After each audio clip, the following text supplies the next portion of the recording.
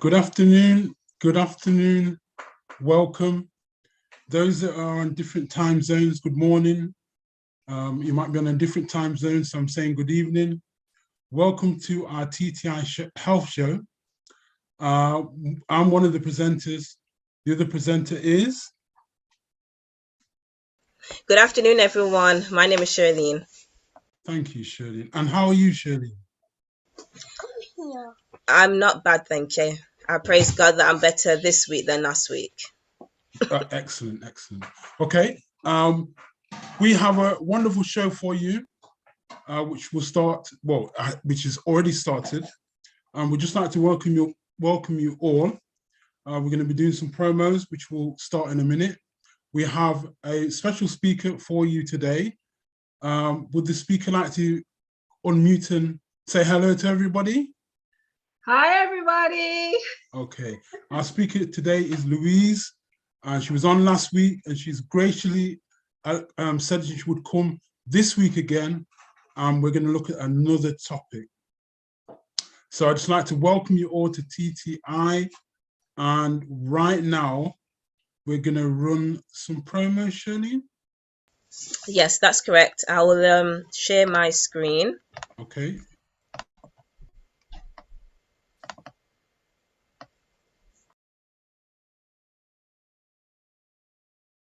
And by the way, welcome to the YouTube viewers as well. Hello from all of us.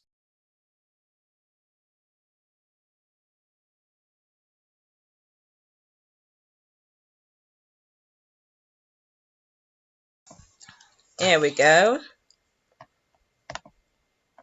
So for today, it's the Family Health Show Season 2. Fearfully and Wonderfully Made is our theme. And we're still on this theme. And as you can see, it's a big theme because God has made us fearfully and wonderfully. He's made this big machinery. And that's why it's taken us a while with this theme. We're not finished yet. So please stay tuned with us as we continue to look at this amazing machinery. For today, we have Louise again, as Edgar said, and she is going to talk about the fight against cancer. That's a nice picture. It is. I wonder who did it. I wonder who chose the picture. Oh dear. So, TTI disclaimer. Edgar, could you just read this for me, please? Yeah, sure. Only a physician can diagnose, treat, and prescribe for illnesses or diseases. Any information disclosed or discussed today on the Zoom platform is for education and informational purposes only.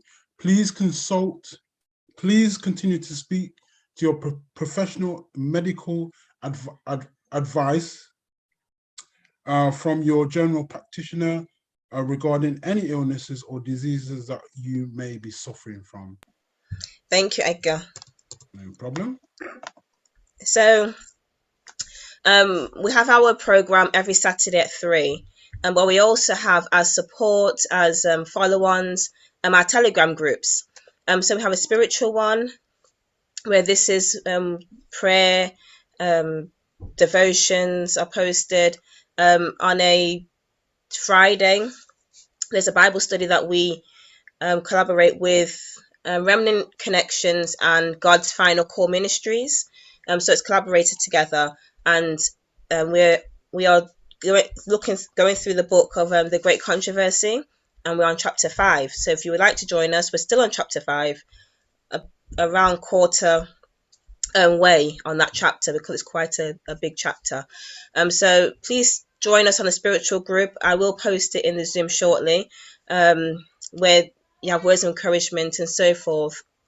Then we have the men's and the women's health group where we support one another when it comes to health, and whether it's finding herbs, if you need any help when it comes to any health conditions, that's where we will discuss on that platform the challenges that were set. That's where we'll talk on these two groups. Edgar, you want to talk on this one?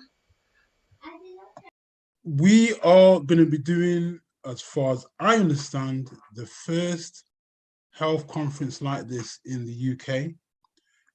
I'm pleased to say that we've got many, many health speakers on board. If you can look at the screen, we've got Lucille, who's a regular member here. We've got Dr. Conrad Vine and Sam Davis and Joanna Daniels, and there's many, many more that's going to be doing. And if you look at the top of the screen, you can see all those different workshops that are going to be taking place. We've been working on caterers to be part of this. So all those that actually want to put their pots down for a week and not really get involved in cooking, they can be part of this program. Obviously, the food, if it's self-catering, that's something that would be an additional cost, and we're happy to share that information with you soon. But I'm saying I believe that this is going to be a wonderful conference, and I think it's going to go down very, very well. People are booking already. I think we've got a significant number booked, but we want this program to be a sellout. So that's why we're really encouraging you to come. If you're into health, come. If you know somebody who's not well, come. If you want to encourage somebody about their health, still come. So it's in Wales, Cefn Lee. It's going to be a good price. We've tried to keep the price down, and we're trying to get everybody to come who's into health. And I think, by God's grace, we will have a wonderful weekend. Now, I've got one thing to say. Please don't leave this to the last minute to book, because sometimes that's what we do. We say, you know what? Because I want to hold on to my money, I'm going to leave it to the last minute, the very last minute. It might be you do that and there won't be a place for you. So the contact information is there. The post is there. The date, the 29th to the 4th of September. Please come, because I think you'll have a good time. Back to Shirley. Thank you, Edgar. Okay, so this one is Louise Reid, the lady that will be speaking to us shortly, and who spoke last week actually as well. She's doing a 10-day colon and liver detox, the 17th to the 26th of April. So that's this week coming, I think it is. Yeah, this week coming. Using juices and raw nutrition, which helps when it comes to the digestive system. It makes it more effective, maintain regularity and prevent constipation, which is where disease starts. Increase energy, increase absorption and vitamins and nutrients, kickstart weight loss, support the liver function, increase bowel flow to the liver. Now, it's only a certain amount of places. I'm not sure how many places are left, but please contact Louise. Her telephone number is there if you would like to take part. And then another one is with Louise, and she's actually joined with Calef, someone called Calef, a gentleman called Calef. He hasn't been on our platform as yet, but Calef, it's in Scotland, I think it is. Yes, in Scotland. And it's time to quit. So this is a 6-day residential program designed around supporting you who smoke. So some of us who may not be on here who don't smoke, but you may know someone who smoke, please let them know about this program that they can take part in. It's a time away where you can be supported to stop smoking, and this is through health presentations, nutritional plant-based meals, juicing, daily exercise, learning to look after your lungs and liver, a gentle detox of the liver, morning and evening devotions, and cookery presentations. And this is taking place the 16th to the 22nd of May, so not long. It's not far away at all. So if you know someone, if it's yourself or if you know someone, please take down their contact information, which I think is below here. Yeah, just contact Louise and a lady called Mavis, and the telephone number is below. Louise is 07833497532, or Mavis on 07789914575.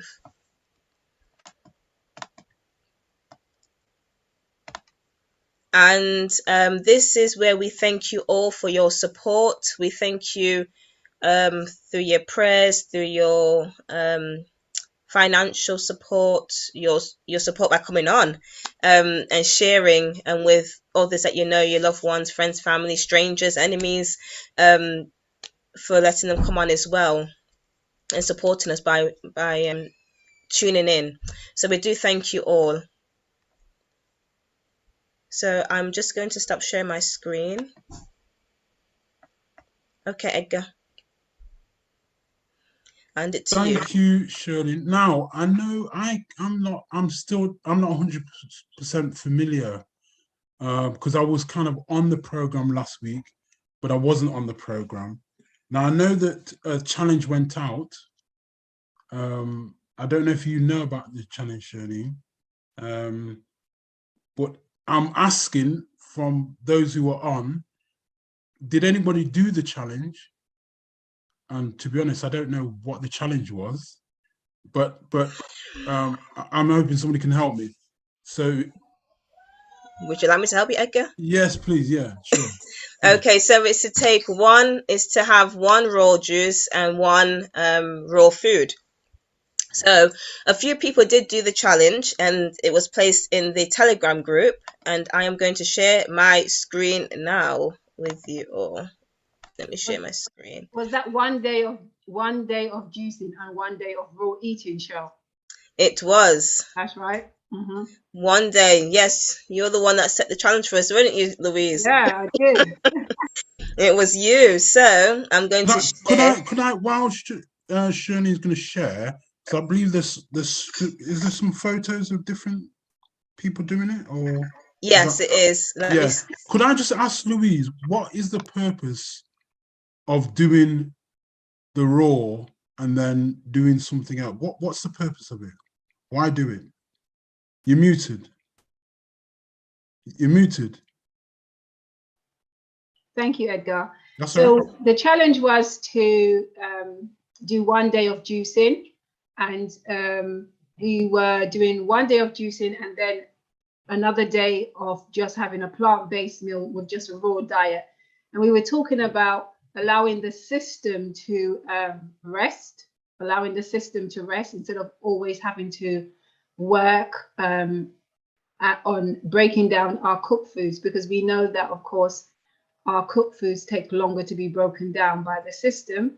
And so we were challenging everybody to do 1 day of juicing and 1 day of just raw, having a raw menu for the whole day. And so you didn't have to do it 1 day after each other, but just pick 2 days out of the week where you use 1 day for juicing only and 1 day for raw menu only, and giving your system a time to restore, rejuvenate, and also allowing, hopefully starting to allow our system to be able to better take in our nutrients from our foods, apart from it being cooked. So that was a challenge for that one. Thank you. And would you say that by doing it, you would see significant results from doing it, even though it's a short time? In the past, we have with the 10-day detox programs that we do, the 10 and 12-day detox programs that we do, we have seen significant and massive changes. People have come back and reported massive changes in their lifestyle from doing it over the 10 days. And they've said that they've continued doing it even after the challenge has finished. They've made it a part of their lives, and they've said that their lives have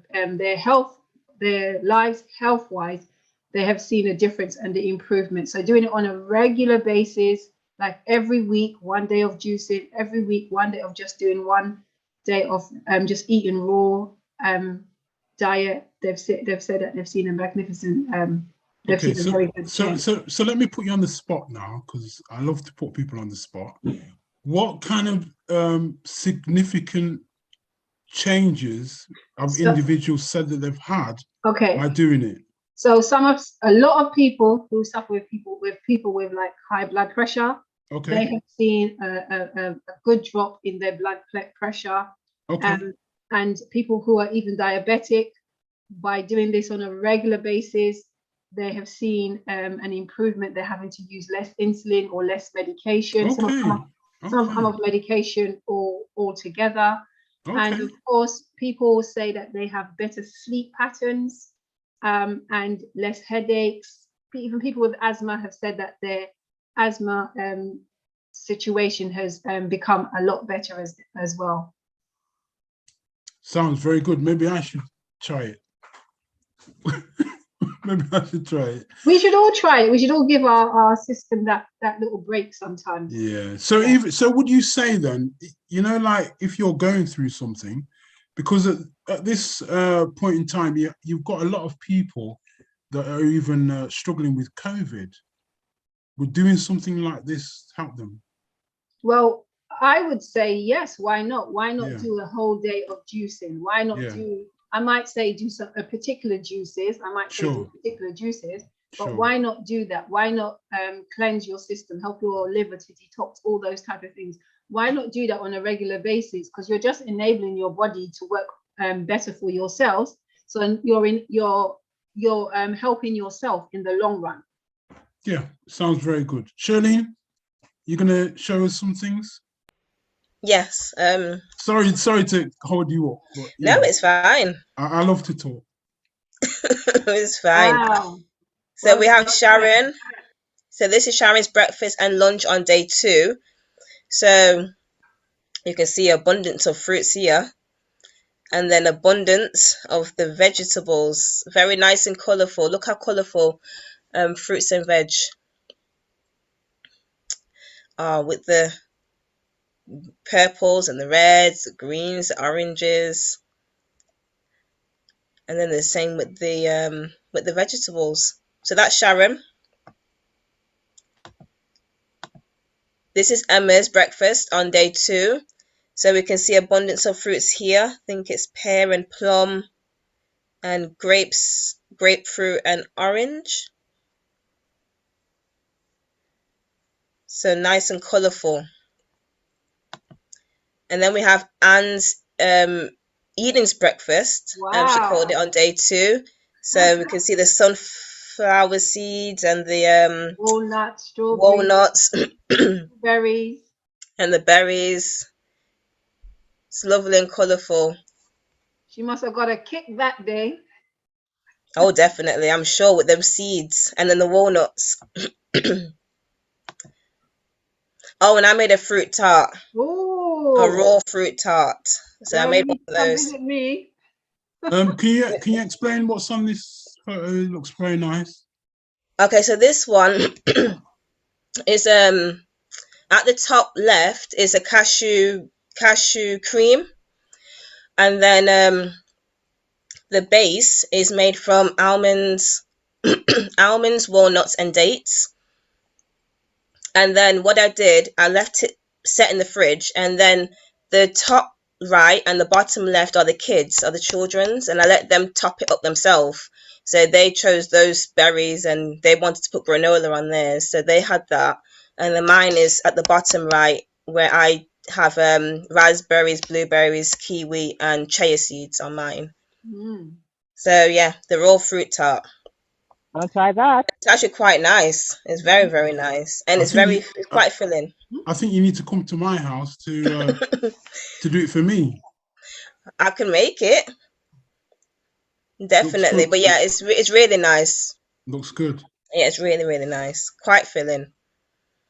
You know the one at the top. It looks creamy. Say what that is again. That's cashew cream. So yeah, so I blended up some cashews with vanilla and dates. Yeah, and then blended that up, and then then I just set it in the fridge.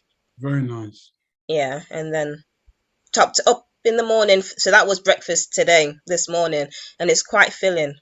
Very, very filling. Yeah, so I think, I'm not sure. Yeah, that's it.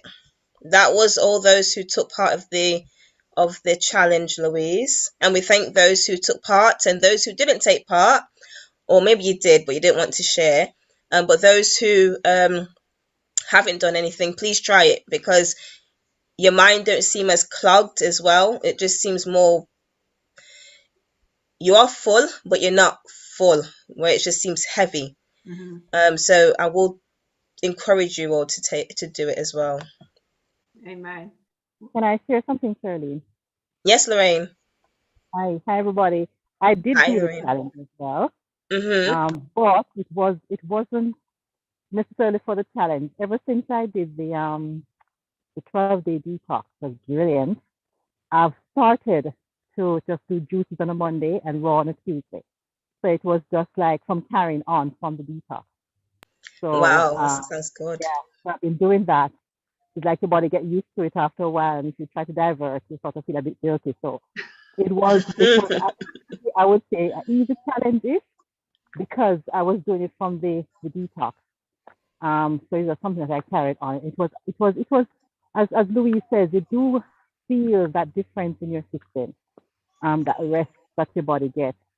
And even though I was doing work, I was night shift, I still continued my juices, and it gives it energy. Yeah. Because when I finished the 12-day detox, before I did it, I was very tired all the time. I wake up in the morning, the first thing out of my mouth, I'm feeling tired. But after I've had the detox, I'm past some stone, I did. You felt so much better.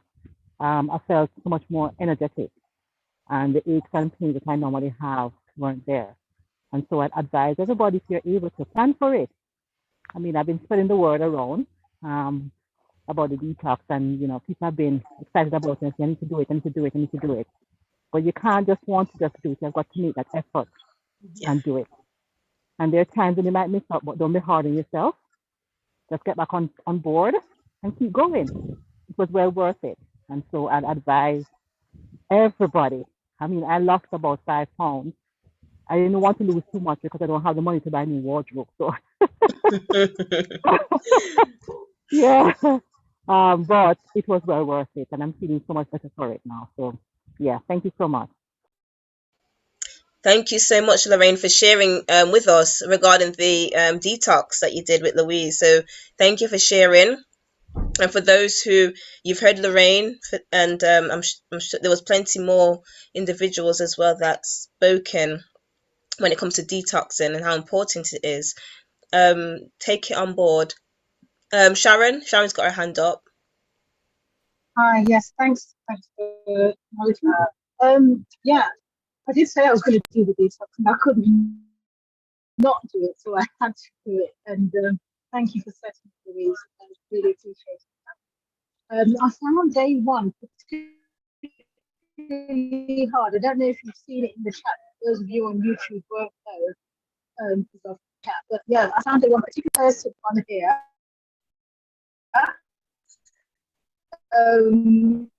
As well as my weaknesses. But yeah, Edgar, not sharing anything. Look, because there's no food going in this mouth today. So yes, it was a bit of a challenge. But with God, we could have one weakness go sliding up, then going to sweets. I was like, no, Sharon, you're doing this thing. But it happened. But then that empowered me to not fall again for the rest of the day. And so I had one sweet. But as Lorraine said, don't be hard on yourself, because I did manage to lose some weight even with that one day. Yeah, God praise. It was great. It's something that I normally do. What I used to do, even like for 3 weeks or 2 weeks, and then the third week would be mainly salads or soups. But just doing that one day because it was a long gap since I last did it. Off. But as Lorraine encouraged me, fill the gaps with water. Amen. Amen. Thank you, Sharon. Thank you so much for sharing. And thank you so much for sharing, Sharon. So I'm not sure if anybody else would like to share with us before we hand it over to Louise. Shirley? Yes, I guess. Yes, I think just give everybody like a minute. I mean, sometimes somebody's shy, a bit like yourself, and and they want a bit of encouragement to just testify. So if we give 30 seconds for anybody that's like on the verge of pressing the mute button, so it's to unmute themselves to testify of how well it's gone. And if not, we'll carry on. But Also, can I add that the juice was really nice. I really enjoyed the juices. My brother-in-law shared one of the juices with him and said, "Oh, it's not nice, you know, it's all right." So if anybody's not sure about what to put in their juices, we can share some recipes on the telephone. So that's Definitely. okay. So is there anybody that wants to step up and say how good it's been doing it? You've got 20 seconds and we're going to close the door. Mercy's door. Mercy's door is open. Yes, we're never closing Mercy's door. That's right. It's open for somebody to step up and say how good it's been. Don't be shy. This is your chance now. The door will close soon. But it's just to give somebody an opportunity. Anybody? Can you hear me? Go ahead. Yes. Well, hi. I don't mean to break everything, but that's not what I want to talk about because I'm joining you for the first time. And welcome. Hi, Louise. Whereabouts are you from? I'm in Watford, but Wilsonite. Okay, thank you. Go ahead. I wanted to watch it with my son because I've got my phone and I'm trying to put it on the television and I can't seem to find it on YouTube. I see lots of your shows, but I can't see the fight against cancer, today's one. So is there something if you somebody can put a link for you, you know, if in your chat, you know, the Zoom chat. Yeah. If someone put the link there, I just did. Okay. Can you see the link? If you look in the chat, yeah, that'll give you it, so you can click on that and you'll get YouTube. Thank you very much. No problem. So you don't want to testify about what we did last week.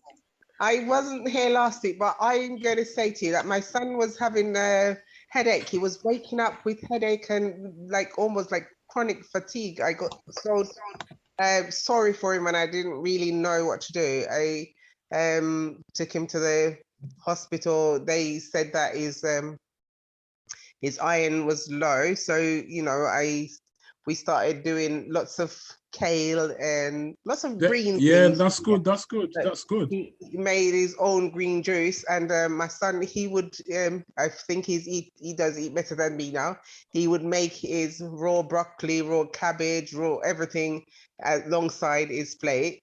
So he would be making those things. And then one day he said to me, "Mom, you know, I'm getting better, although I'm not there because I feel the weight lifting from my forehead, which I didn't really realize that was there before."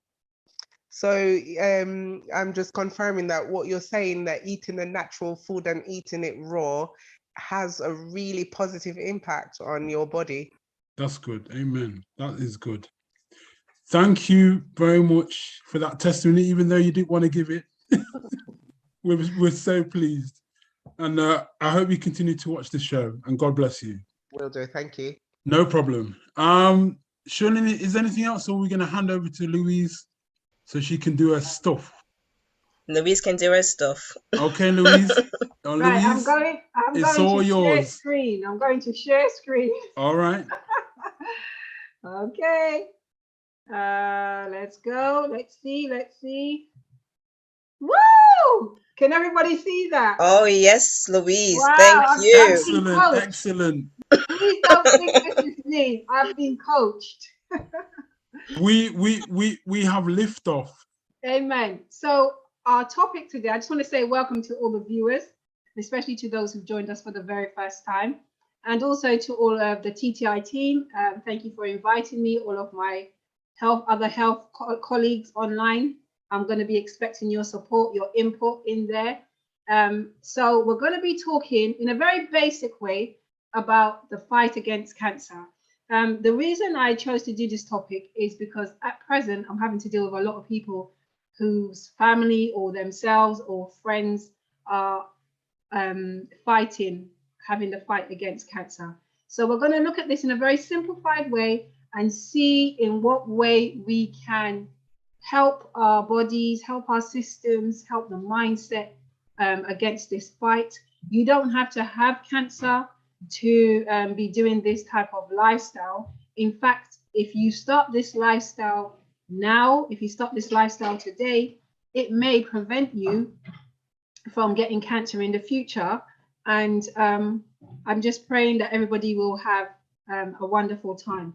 Enjoy the program. We're just going to have a word of prayer and then we'll go straight into the program. Okay, dear Father in heaven, thank you so much for the opportunity to present today on this, your beautiful Sabbath day.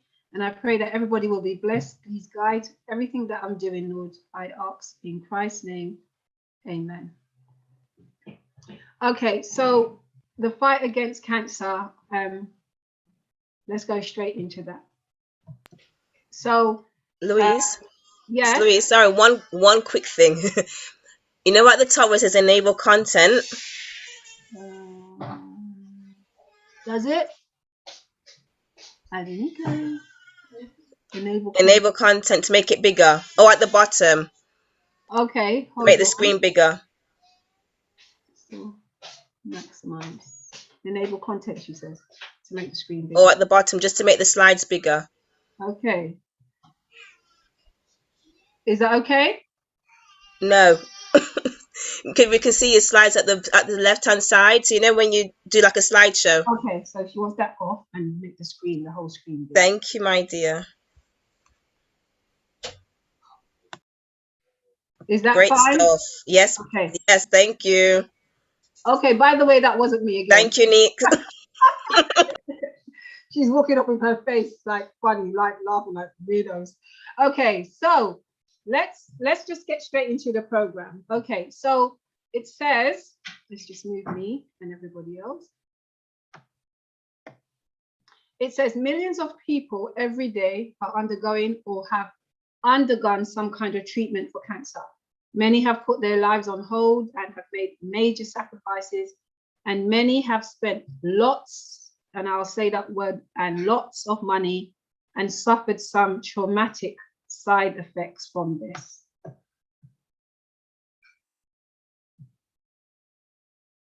I was looking at, I typed into the computer the most recent, and I'm not sure if this is, but this is what it came up with, of cancer sufferers in the UK and what they are.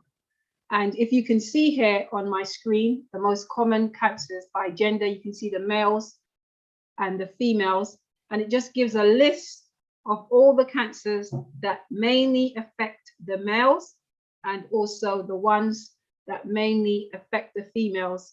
And at the present moment, I'm dealing with, let's say, a lot of breasts. I'm dealing with a lot of lung and prostate.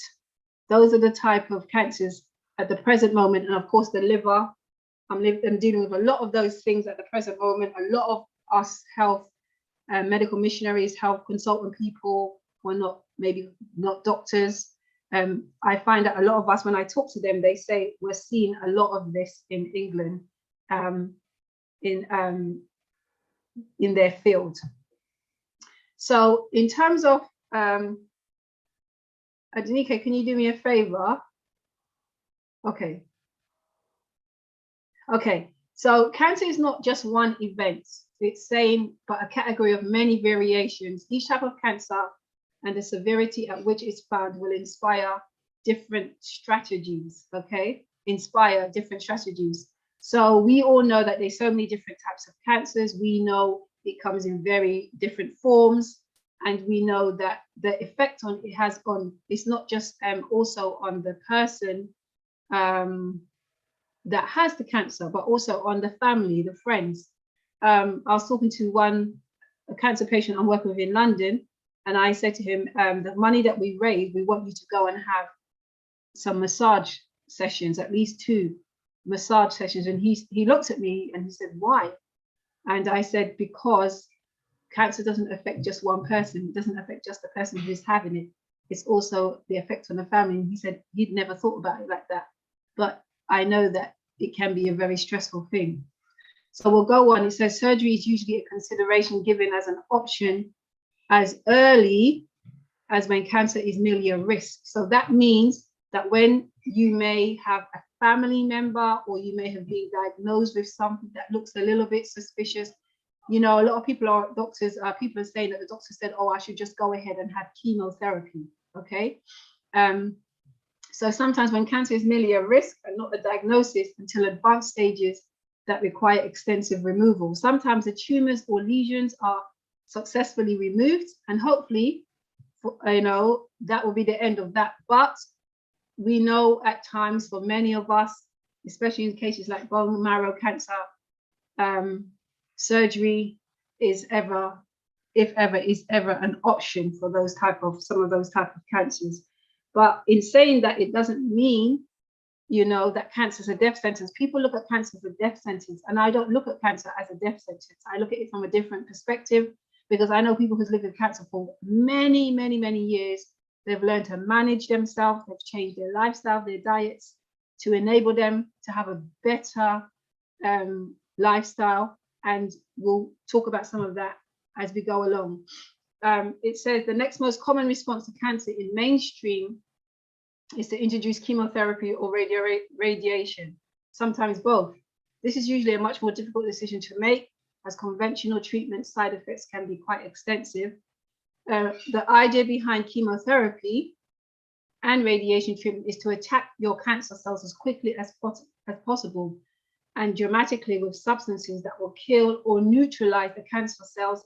But we know again that it is not a localized attack. You know, when you get chemotherapy or radiation therapy, it doesn't just go around in the system looking for just the cancer cells. It does not work that way, unfortunately. It hits the whole system.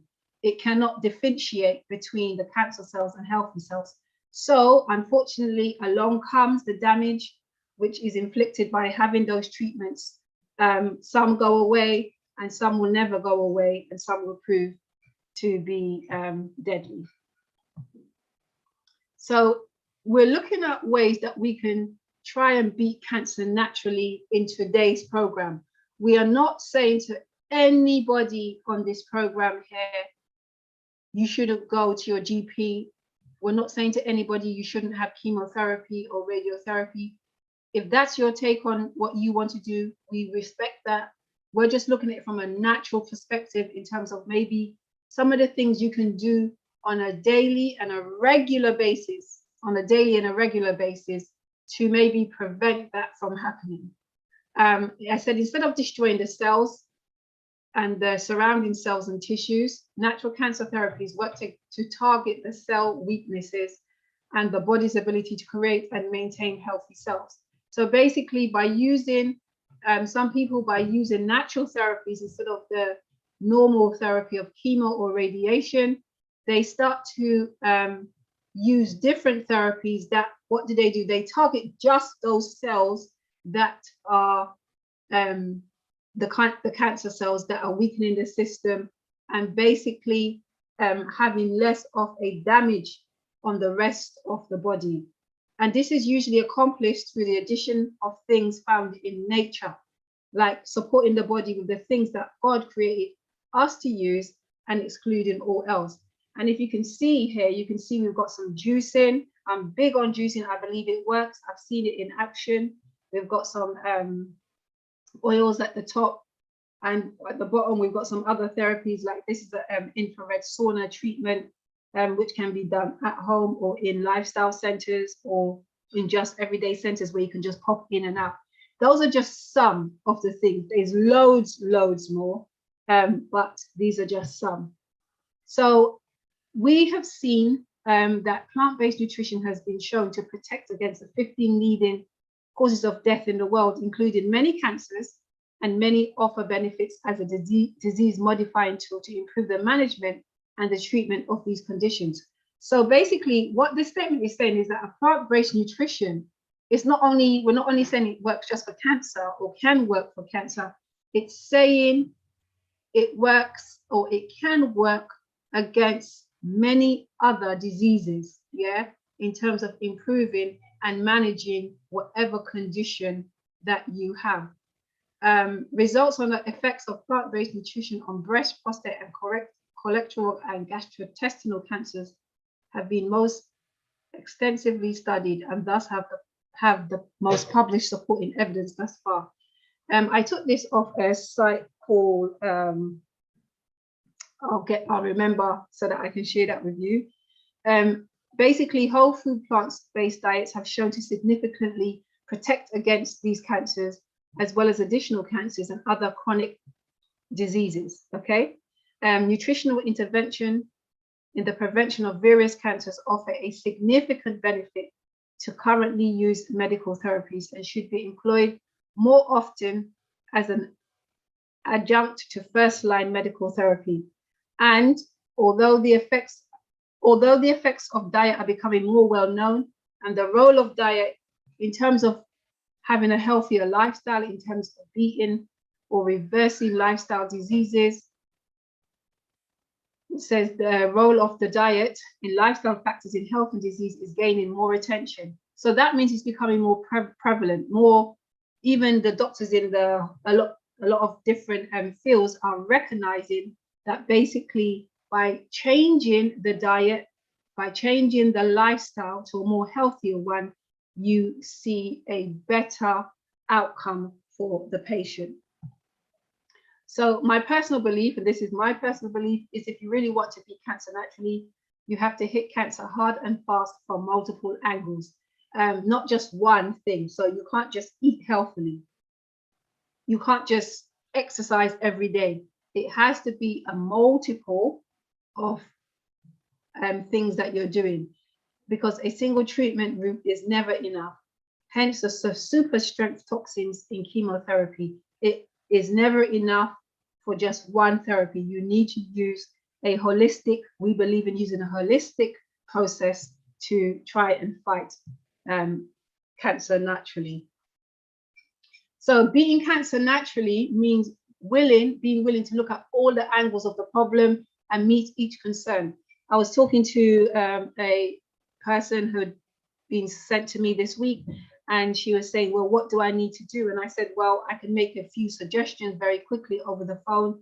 And I made a few suggestions, and you know, one of the clients, because I spoke to about 5 or 6 people this week, they said, oh, do I have to give up eating meat, give up eating fish and this and that? I don't eat other meats. And I just said to her, well, the choice is yours. You're the one who's got the cancer, or you're the one that's got the diabetes or the high blood pressure. You know, I can't make you, but this is the program we run, you know, and then they go away and they think about it and they come back or don't come back. But basically what we're trying to say here is that beating cancer naturally means being willing to consider, yeah, that the conventional approach can be short-sighted at times. Beating cancer naturally means looking beyond the standard of 6-month survival. Remember, we were saying cancer does not have to be a death sentence, yeah? And beating cancer naturally means working hard, and you have to change your lifestyle. It doesn't become a cancer go away and then I can go back to doing what I normally do. No, it means you work with the strategy that's helping you. And these are just a quick article from a natural cancer treatments often operate from a different standpoint regarding the cause of cancer than the conventional. And also, we'll jump into point 2 because we're trying to save time here. It says a 2009 article published in the journal Science emphasizing that a better understanding of the mechanistic links between cellular metabolism and growth control may ultimately lead to better treatments for human cancer. So basically, they are now saying, this is a statement made in 2009, I'm sure they've updated since then, that if we understand the link between the cellular and growth control, it may give us a better understanding of how to treat cancers and how to have a healthier lifestyle. And my thing has just gone off.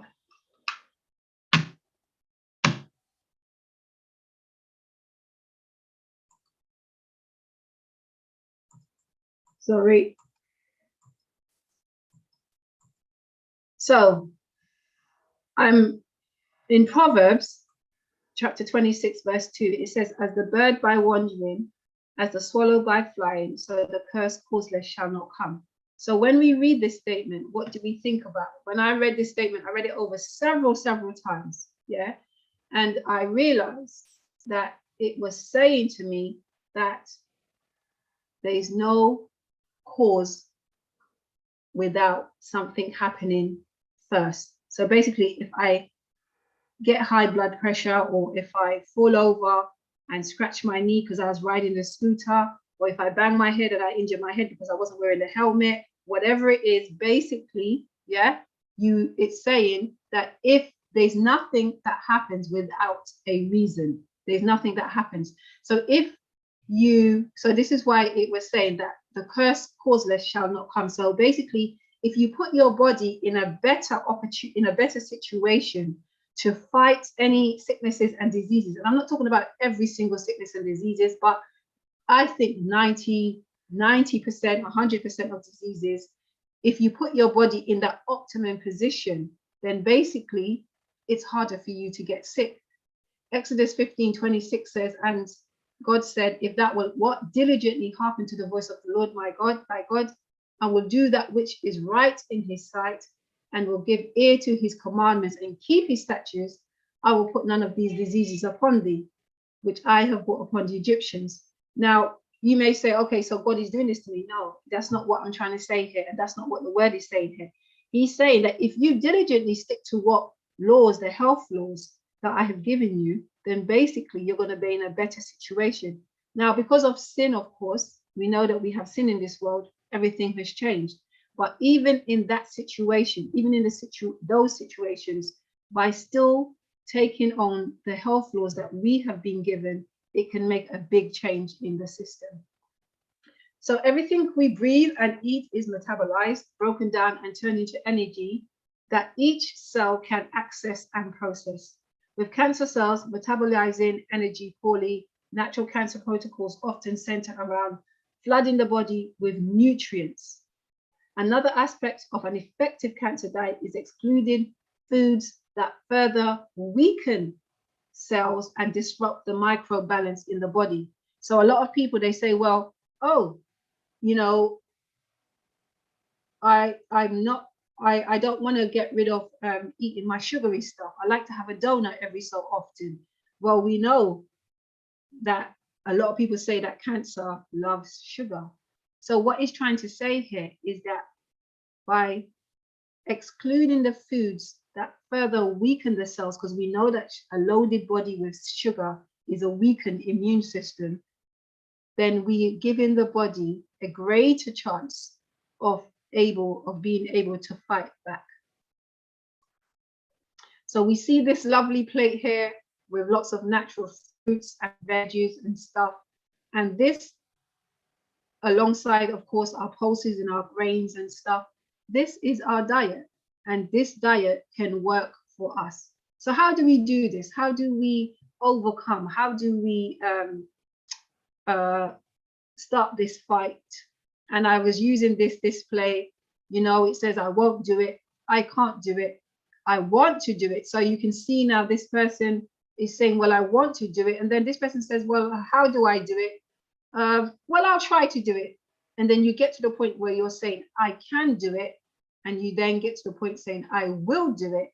And once you put it into practice, you can say, yes, I did it. So basically, it's only by changing your mindset and putting these practices into your daily lifestyle that you can do it. But of course, it's small steps, small steps, small steps, small steps until you get to your ultimate goal. So it says here, thy hands have fashioned me and made me, give me understanding and I will keep thy commandments. Now, one of the one of the things that I believe in 100% is when I'm treating anyone, when I'm looking after myself, if it's family members, my neighbor, whatever it is, I believe first in godly trust. They know that we're a Christian family next door to them. We believe and we advocate open air, out in the fresh air, daily exercise, sunshine, proper rest, lots of water, always being temperate, and good nutrition. And that is all found in the Bible. Because why? We are what? Fearfully and we are wonderfully made. Genesis 1:29 to 31 says, our food is what God gave us from the very beginning. And God said, this is the type of food here on this page. It shall be good for you. Yeah. It says, God has given us an ample variety of healthy foods, and each person should choose from it the things that experience and sound judgment prove to be best suited to his or her own necessities. Now, one of the things that people always say to me is, which juice shall I drink? And I can always say, well, try this one and this one. But what we're saying here is choose the juices out of the variety of juices, fruits and vegetables, and do the ones that you think you can tolerate. Everybody's system is different. Everybody can manage one thing and others can't. I can't manage lots of things, so I kind of blend my stuff in to make sure that I get what I'm supposed to get.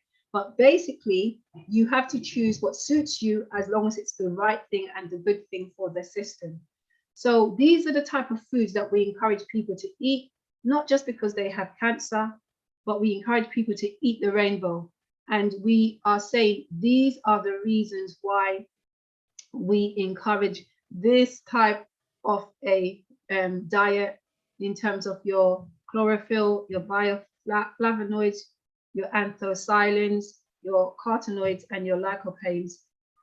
We encourage you to eat this type of a diet because, of course, you're going to get more out of them in terms of allowing your system to be much healthier.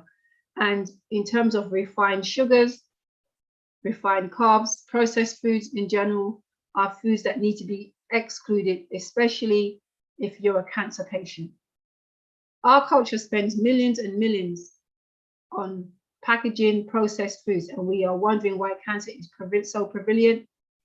Caramel coloring alone is a protein carcinogen. If you go and look that up, you'll find it found in drinks, snacks, sauces, and more. And we are feeding ourselves, we're feeding our children, all these type of things on a daily basis. Trans fats, artificial sweeteners, MSG must also be excluded from any cancer diet. I would go as far as to say, exclude them from your diet in general. So most cancer protocols avoid certain kinds of foods outright. Some because they are known to what cause cancers, to feed existing cancers, to weaken your treatment, or to weaken the immune system. And we can see an abundance of foods there that we do not recommend to anyone. Other exclusions will be focused on more indirect but still incredibly important associations with cancer. Refined products, for example, might cause and feed cancer, but they also can make the body more likely to host cancer cells, okay? If the immune system is bogged down by foods like sugar, meat, and dairy, it is hindered into its cancer fighting effects. So that means it is not as strong to be able to fight back. So things like stimulants, chemicals, think about coffee, fluoride, alcohol, chlorine will inhibit alternative treatments and most certainly be excluded from the diets. And then our diets must certainly contain high levels of fresh organic fruits and vegetables loaded with your vitamins, your minerals, your alkaline stuff. And this again is where it is important to find one protocol and stick to it rather than trying to combine many. You know, when we're detoxing, we say to people, you know, put about 2 or 3 ingredients in, don't go overloading, you know, it's just so unnecessary. Stick Yeah, stick to just a few and see what suits you better. So following more than one protocol might double up alkaline efforts, for example, and become dangerous. So in terms of people overloading on certain things. So natural supplements also play a key role in natural cancer remedies, boosting the body's supply of certain nutrients beyond what the diet can provide. So we are saying that even with your good, healthy diets, in terms of maybe eating raw, juicing, having less cooked, more raw on the plate, having to supplement at times can be a very good thing to really give that body the boost that it needs, especially in its very weakened state. But we also recommend everybody to always be very careful how you use supplements, because natural substances are very powerful, and of course they need to be treated with respect. So don't go overloading. So one of the things that we find also helps in part of the fight against cancer is exercise. Cancer affects the youngest to the oldest. It has got no preference, unfortunately. So it's not just for the young or for the old, but it's for every single body.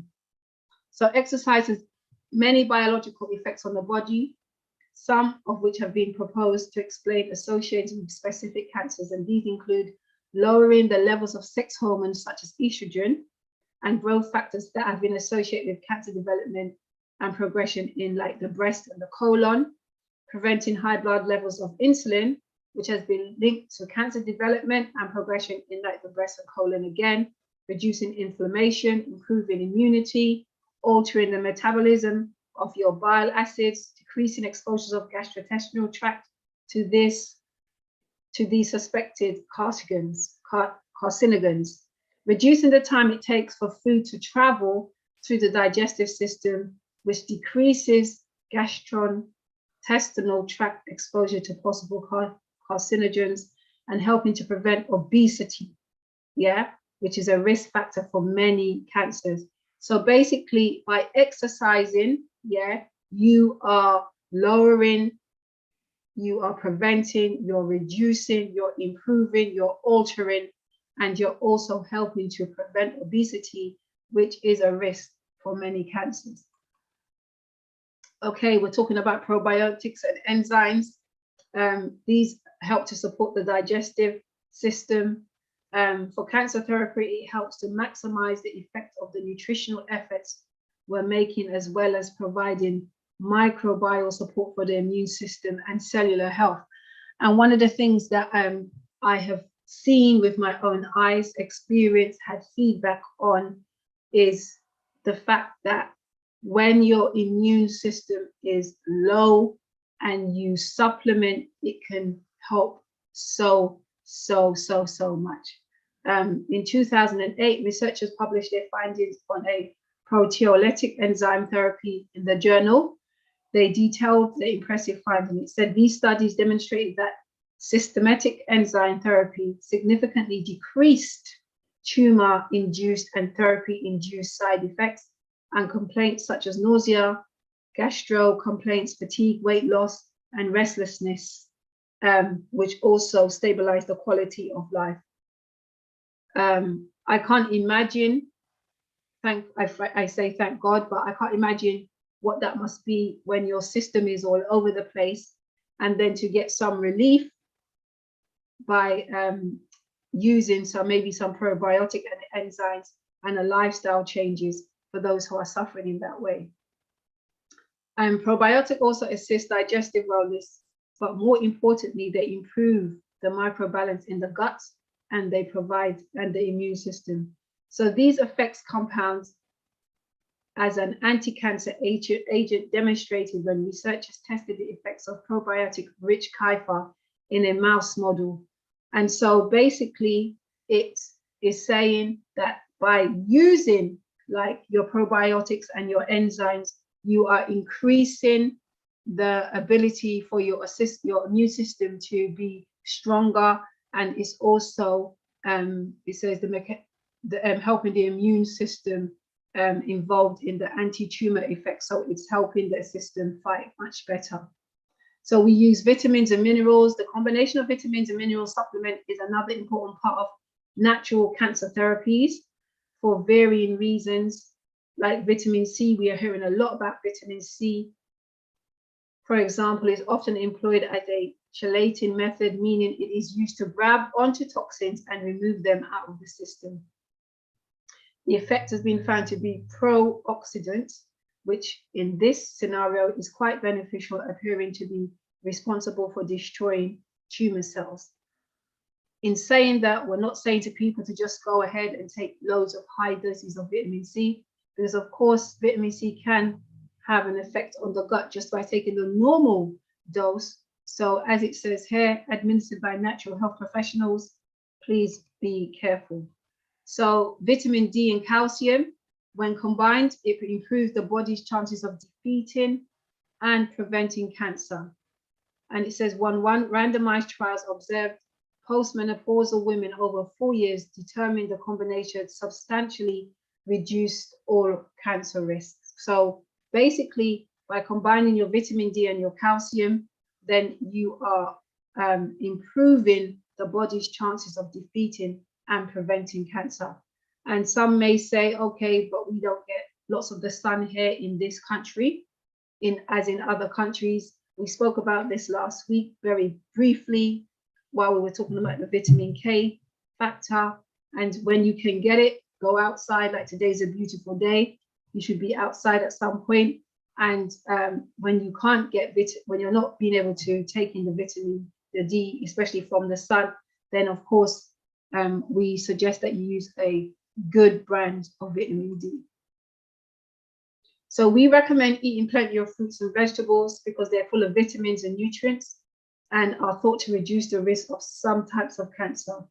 So by eating a more plant-based diet, it gives you little room for foods high in sugars. Although our foods naturally have sugars, our bodies know how to deal with those a lot better. But it doesn't mean that we should be eating our fruits and vegetables that are very high in sugar either. So instead of filling up on processed or sugary foods, eat fruits and vegetables for your food. It says for snacks, but we don't believe in snacking. And if you look at the Mediterranean diet, that offers, the food that they eat offers good chances of cancer fighting, focusing mostly on plant-based foods such as fruits, vegetables, whole grains, legumes, and also our nuts. Use garlic and onions abundantly because research has found that garlic and onions can block the formation of nitrosazims, powerful carcinogen. Say that word, someone, my tongue has got wrapped. And that targets several sites in the body, usually the colon, the liver, and the breast. And indeed, the more pungent the garlic is or the onion is, the more abundant the chemical active sulfur compounds that help to fight and prevent cancer. So I suggest that, you know, not only cook with garlic, because of course, when you cook with it, it gives the food a nice flavor and so forth, but use your garlic maybe in a rawer form, maybe just in your salads and stuff like that as well would be a very good idea. And research confirms that the antioxidants in tomatoes, lycopene, is powerful than beta carotene, alpha carotene, and vitamin E.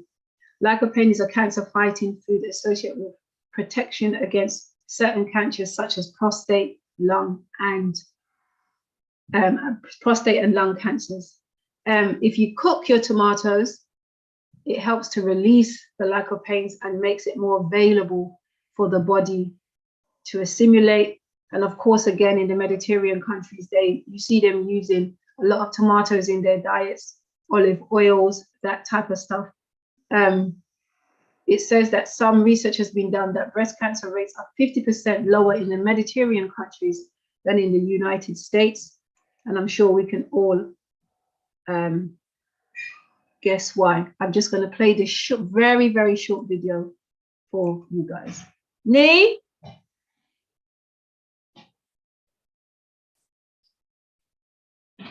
How do I play the video? I did.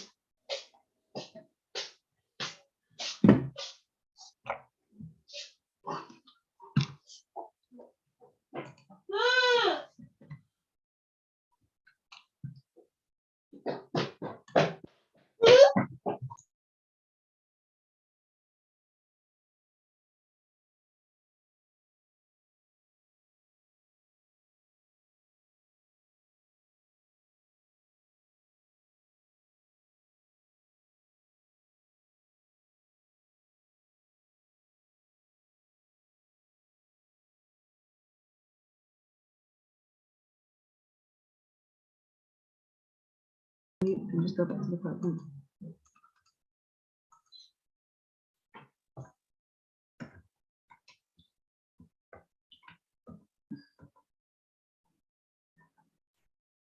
Where is it? Keep going.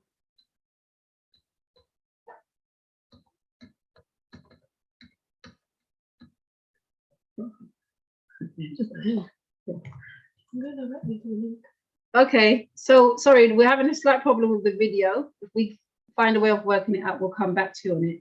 But basically, the video was saying that by eating a more plant-based diet, it helps in a much greater way in terms of reducing your risk of cancer and also in fighting against cancer. So we're going to look at our diet. We've been looking at the diet, but we want to look at where we originally got this diet from. And we can find our diet in Genesis 1:29. And it says, this diet, when prepared, served, and eaten in the right way, only guarantees life without diseases, sicknesses, and pain. And of course, we talked about this because you can eat the right thing and still get sick because of different reasons. But basically, by having this type of a lifestyle, by having this type of a diet, you are, I would say, warding off the greater risk of having cancer.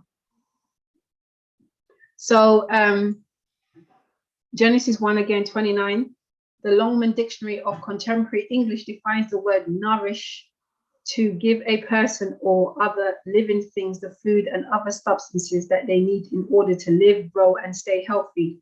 So basically, Genesis 1:29 is saying that God gave us a specific diet that is meant to nourish us as human beings that he created. He gave the animal life form a diet, of course, plant-based again, that you can see it's nourishing them.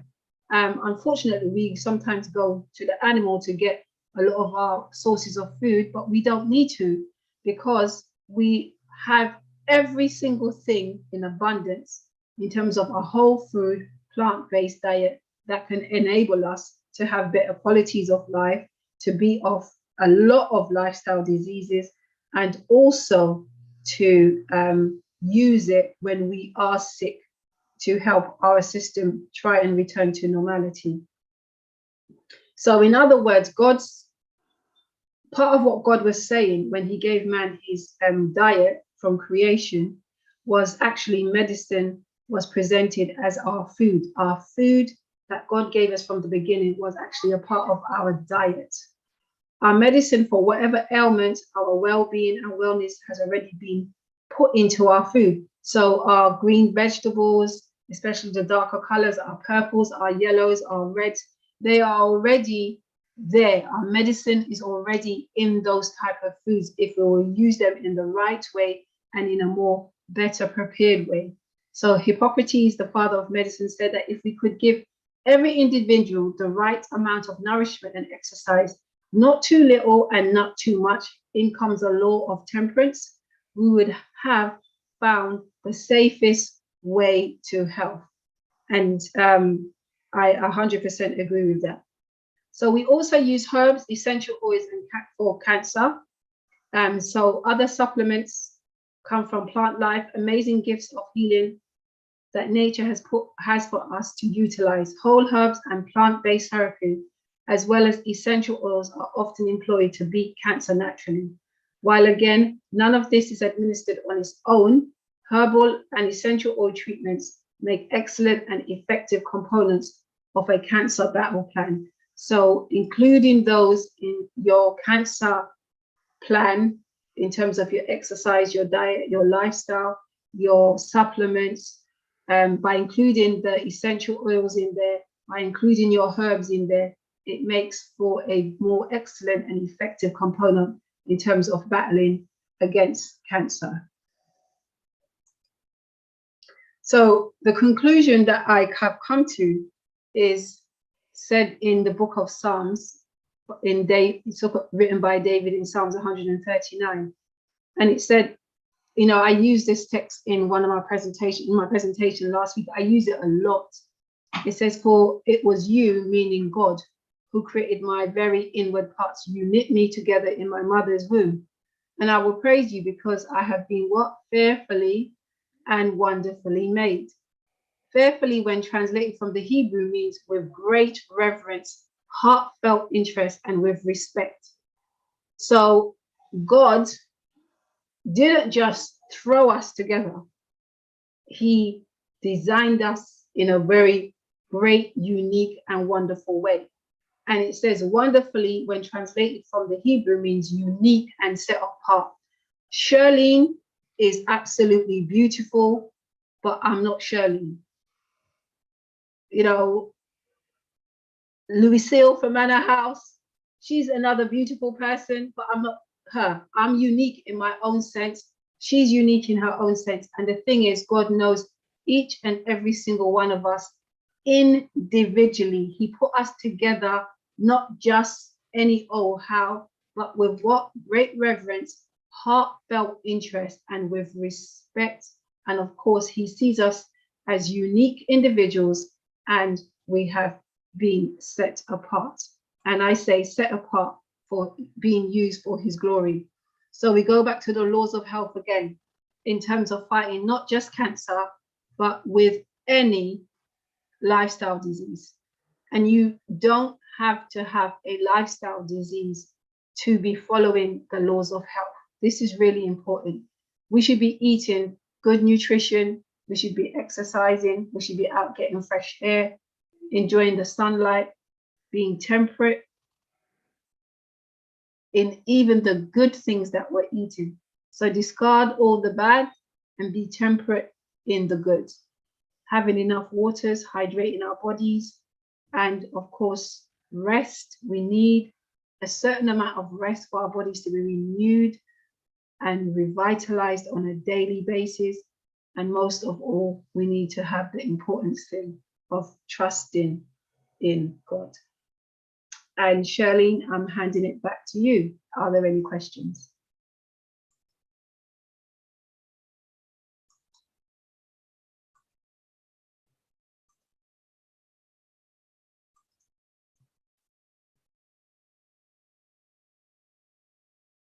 Thank you so much, Louise. I'm going to put my camera on shortly. But thank you so much. There we go. So I'm not sure there's any questions in the chat.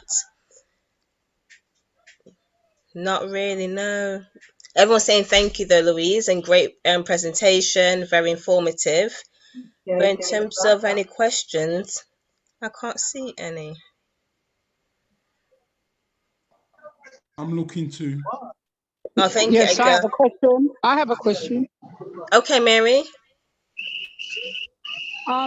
In my family at the moment, it's been a hard struggle going on. I've got 3 people in my family who's got cancer. My brother is in remission, prostate cancer. My other brother's terminal, and another family member is in remission as well. And now when I'm hearing all this, I'm thinking about my own self, because my mum had cancer, my daughter, which was Reid. This is many years ago now. So now I'm thinking about myself now. My daughter it's about 2 years now. This is the 2nd year now. She's turned proper vegan now, that as well. She doesn't joke. Even going out, she has all her, she sorts everything out before she goes out anywhere. So yeah. So now I start thinking more about myself. At the moment, my other brother, who's terminally ill, he's been having to have blood transfusions, and he's weak. He's very, very weak at the moment. And it's been hard. I have to be honest, it's been hard. And I really wanted to listen to this at home, but I had to go out. So I'm out and about. So I wanted to just question this. I know there's a lot of support, but I just wanted to hear what the speaker would say about this for me. I'm trying to be strong about it all, but sometimes I'm feeling, I don't know. It's really hard. It's very hard. I'll leave it. Yes. Mary, I just want to say, I really appreciate you coming on and sharing the experience that you're having within the family. And when it's that close to home, it can be extremely, extremely hard, and our prayers are with you. Our prayers are with you and the family. And if you don't mind, and if the viewers don't mind, I just want to say a quick prayer for you, if you don't mind. Yes. No, I don't mind. Okay, thank you, Father, for Sister Mary. And Lord, you've heard what she said. You've seen her situation with her own family. And she said she's even looking at herself now. And I'm praying that she will have found something in this presentation to assist her, to help her, to encourage her, and even for her to encourage her family as well, Father in heaven. And I just pray for you to be with her and let her realize that you are there with her, and that, she just needs to take hold of your hand, and that if she looks at the 8 laws of health and start putting them into practice, praying that she will see a difference in her life and maybe in the lifestyles of the rest of her family who are currently suffering with cancer in some form or way. Thank you, Father, in Jesus' name. Amen. Amen. Thank you, Jesus. Thank you. Thank you so much. That is Thank you. I'm really glad. I nearly forgot that you were on because I was out and about, and then I remembered I came on quite late, but I will listen to it again. When you put it on the YouTube, I'm going to listen to it again, because whenever I miss anything, I try to listen on the YouTube. Mm-hmm. So I don't miss. But, yeah, I'm okay. It is hard, because it is hard. But I know God is in the midst of it all. God is there. I just have to turn to him and he will be there for me. I know that. Good. I just have to give it all to him. Yep, definitely. Man can't do nothing for you. Man can't do nothing. So that is what it is.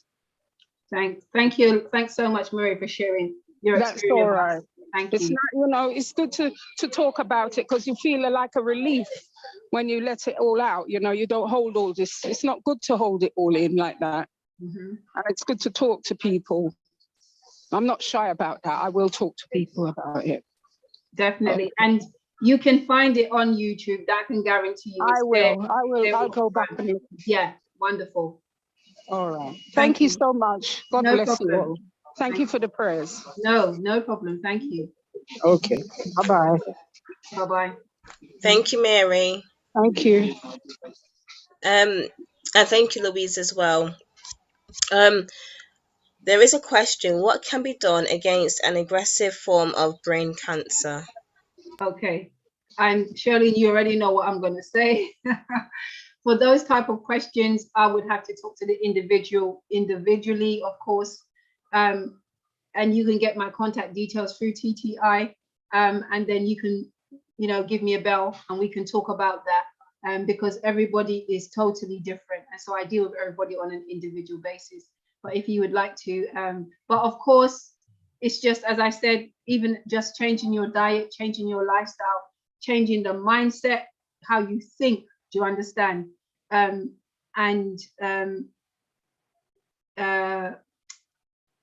Learning to enjoy life, no matter what you're going through, sounds like blasé, but it's very true. I've done that. I've put that into practice myself with some of the things that I've been through my life, and it's helped me a lot. So if you want to contact me, feel free to do that through the TTI, and then maybe we can have a talk. Thank you, Louise. Yes, consultation, because of course Louise will have to go through the whole history, the background as to why.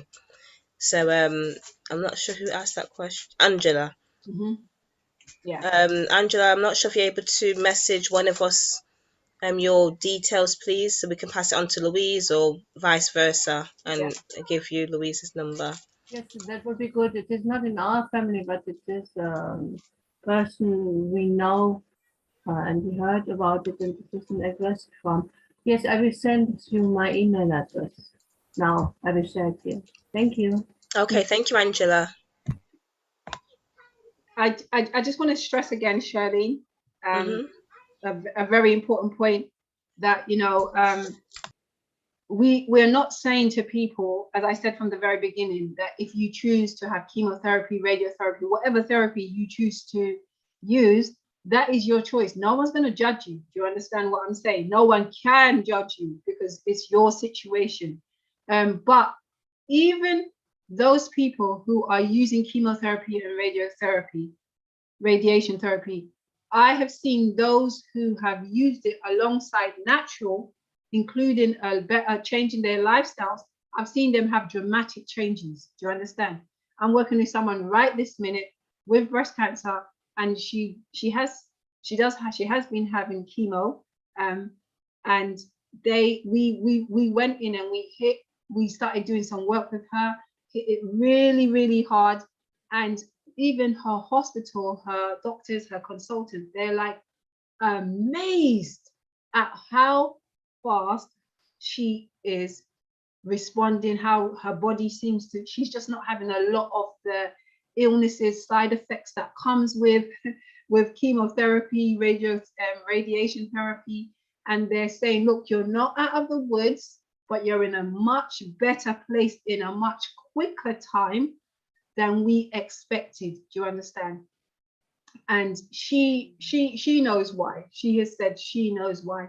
And so it's not that we say to people, you have to do it this way. We suggest to people to do it that way because we believe that way, but it doesn't mean that people who are under therapy, chemotherapy or whatever, cannot put alternative things into their diet, into their lifestyles, that will enable them maybe to reduce the effects of everything else that's happening to them.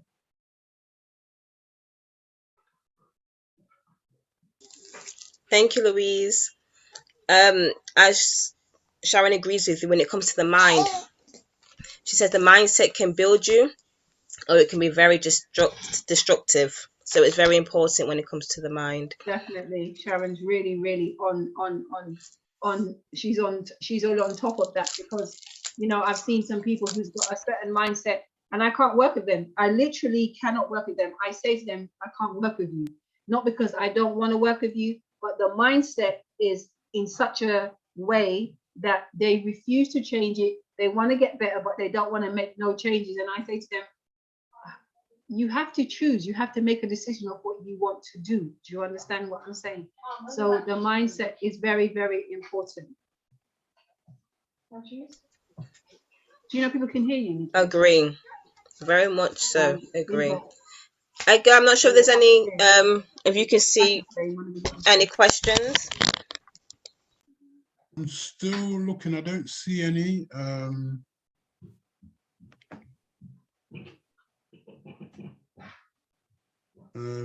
I don't see anything, to be honest. There's a lot of thank yous for the presentations and amens and so on.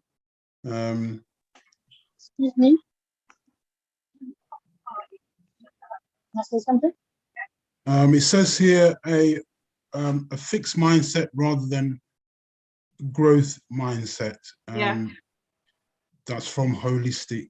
I'm not quite sure what she means, but I'm presuming develop your mind. I'm not 100%. So you have to change your mindset. Yeah. You have to change your mindset from where it is.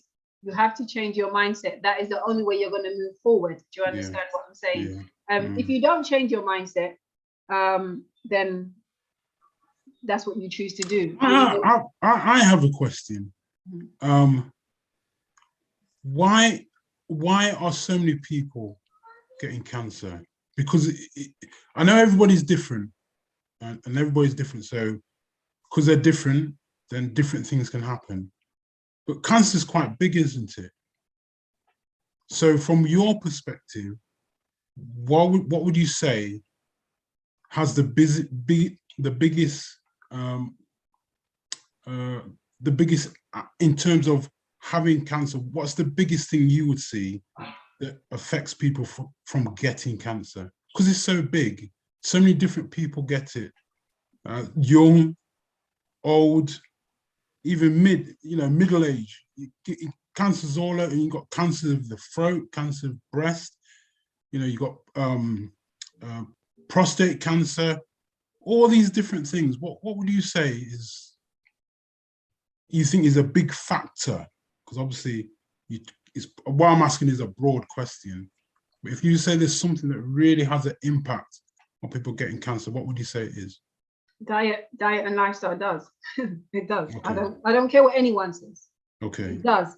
There are some people, children who get cancer, they like 2, 3, and you think, how could that first child have cancer? They're 5, 6. Sometimes there's a gene problem. There's something that goes wrong in the system, and they develop cancer. One of the clients that I'm actually working with, as a child, she had cancer. She had Hodgkin's disease. Yeah, do you understand what I'm saying? Yeah. And it went away, and 20 odd years later, it's come back in a different form. This time, Okay. in terms of the breast and a part of the esophagus.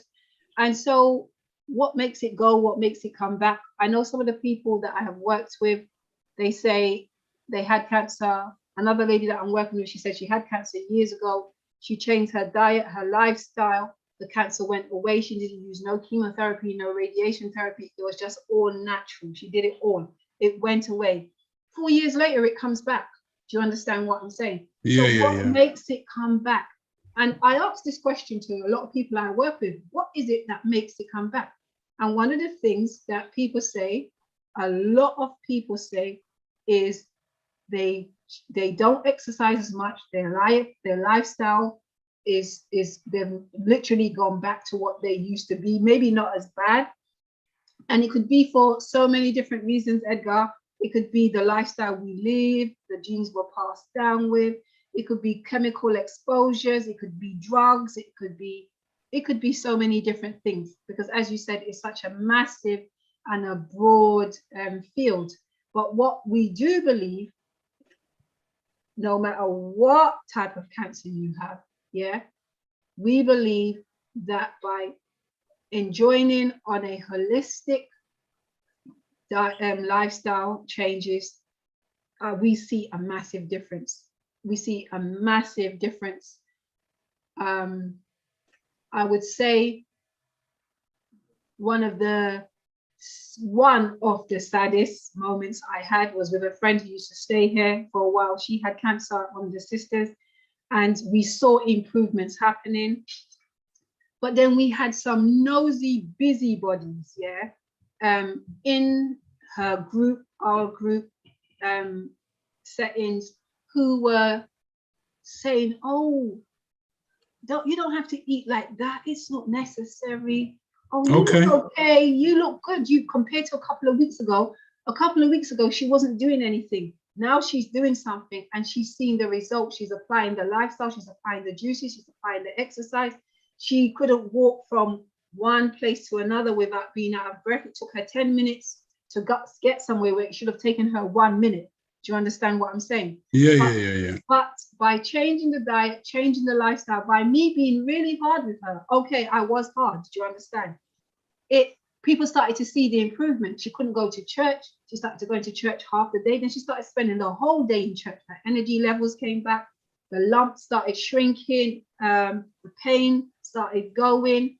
And there's these people who need to just shut their mouth, basically, because you don't go telling people that something that is working for you to go and change it. Do you understand what I'm saying? Yeah. Stick to it. Stick to it. We go to the supermarket to get stuff to cook or to eat, to juice. She would put stuff into her basket and I was there taking it out. If she put it in, I took it out. She put it back in and I looked at her and I said, don't take that, don't put that back in the basket. Do you understand? And people may say, gosh, that's hard.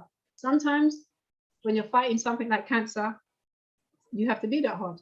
Do you understand? Yeah. Why do people get cancer?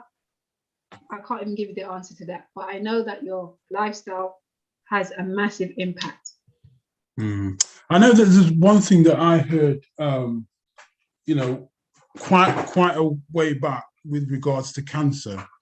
And even if you do healthy stuff, and I've seen people do a lot of healthy stuff, believe in health, and they still die. And you hear some people say, man, what's the point? There's no point. You do these things and you still die. But one person said to me, think about cancer like this. Cancer is like a train. If you standing on the train track and you do a lot of good things, but the train is right in front of you, what's going to happen? It's going to just lick you down. And sometimes people who believe in health and are trying, the cancer is right, the train is right in front of them. And so what I'm saying, the analogy is that if the train is right in front of you, you can still do good things and you can't avoid the train. It doesn't mean that the things that you're doing are not good. And it doesn't mean that the things that you're doing can't be beneficial, but it's where the train is to where you are in terms of whether you can actually do something. Does that make sense? Yes. And a lot of people, they come to me 2 years ago, people come to me, they say, oh, I've got cancer, and we sit down, we have the consultation. They don't want to pay for the consultation, they want to pay for a program, they don't want to do this. And I say to them, okay, I give them as much advice as I can and I leave them alone. 2 years later, they come back to me and I'm thinking, why are you here? Why are you here with me again? They've had chemotherapy, they've had radiation therapy, it hasn't gone away, or it seemed to be going away. Am I saying that just a plant-based diet can get rid of it? That's not what I'm trying to say here. I don't want people to understand that. I need people to understand that, But what I'm trying to say is, the heading for this presentation says the fight against. Do you understand? That's what it says, fighting against. So that means putting your system into a state where it can fight. Do you understand? If you get a cold, some colds just go away on their own. People drink a lot of water, and it just goes away. Sometimes you get the flu, it's a little bit harder. Then you get COVID, that's even harder. Do you understand what I'm saying? But what you're doing is putting your system, putting yourself in a situation where you can assist the body. When you assist the body, then you are enabling the immune system to be built. When you assist the body through juicing, through eat what you eat, from removing what you used to eat, from exercising, from different types of therapies, maybe using supplements, herbs, whatever it is, then you are enabling the system to become stronger and more able to fight. If you do not do anything, then your situation will either get worse, stay as it is for a while and maybe get worse, but you must do something if you want to enable your system to be able to fight. And if you don't do anything, your system won't, it will continue to break down. Then you will lose the battle. Okay, thank you. Hello. Lucille says, get off the track. That's what she said. She's put in the chat. Amen. Get off the track. Amen. And I believe getting off the track is doing it the natural way, eating close to nature, and let God help you to get your system back to where it should be. And I'll give you another example. I've done programs where I've done some things with some people and we've changed the way they eat and so on. Say, for example, the person might be having problems, weight problems, and they want to be slimmer and so on. And they'll do the program and they'll say, you know something, this program's really good, but how long do I have to do it for? Oh, yes. I'm feeling you, Edgar. This is one of the things. You know what I tell these people when they come to me? I just tell them, excuse me, what made you lose the weight is the same thing that's going to help you maintain losing the weight and help you to lose the weight. Right. Hello, wake up. You know, someone said to me, how long do I have to stay on this diet for? And I just checked and I was like, I was being sarcastic and I said, boy, forever. That's right. You understand what I'm saying? That's right. You know, I spoke to someone this week and they said, what? I have to carry on doing this forever and ever. And I was like, well, if you want to stay wherever your condition is free, then yes. If you don't want to stay free, go ahead and do what you were doing before and see how fast it comes back to you. See how fast it comes back to you. You know, I was talking to someone this week and they said they've been to Manor House last week for a program that they were doing there. And the person said to me, I feel so renewed, so revitalized. Do you understand? Of doing that program there. So I say to myself, if it takes you to go somewhere, if it takes someone to treat you, help work with you to treat yourself for whatever condition, it doesn't have to be cancer, yeah? And you get that clearer mind, you lose weight, you begin to feel better about yourself. You can walk a mile more than you can walk 2 weeks ago. That has enabled you to do that. Stick to the protocol. It doesn't mean that you have to be eating raw every single day. It doesn't mean that, yeah? But in certain types of plans, certain types of diets, you do have to eat raw for a lot longer. Do you understand? Because you just need to give that immune system that power that it needs. Do you understand what I'm saying? And so a lot of the health problems that someone is just saying, Carol saying, a lot of health problems are stress related. She's so on the ball. She's so correct. So what do we do about that?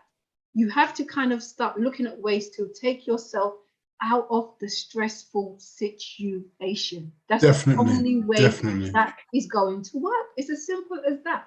And people may say, well, how do I do that? My life is stressed, my job is stressful and whatever. And I say, I know all that, and I don't pretend that it doesn't happen, but you do not want to be, what type of a lifestyle have you got if you're continually stressed? You had to look at your situation and say, let that go, let that go. Okay, I can't let this go at the moment, but I'm letting it go. You have to learn to put things in perspective. Let go of the things that you don't need. Stop holding on to that and hold on to just the good things and build on there. Do you understand? And put yourself in less stressful situation. If your job is demanding, dare I say, change your job. Dare I say, change your job. Now, someone might kill me and say, oh, you can't get jobs these days. So you have to then think about what's better, your job or your health.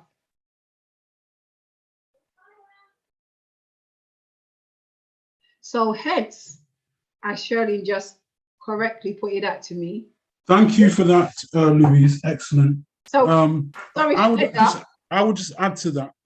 I would just add to that, that it's got to, the person who said, well, how long am I going to be on the diet for? I would say it's a lifestyle. We're looking at lifestyle. So if you want to have good results, then you need to carry on for the rest of your life. Exactly. It can't be a quick fad. I don't believe in diets anyway. I don't believe in diets. A diet's not good for you.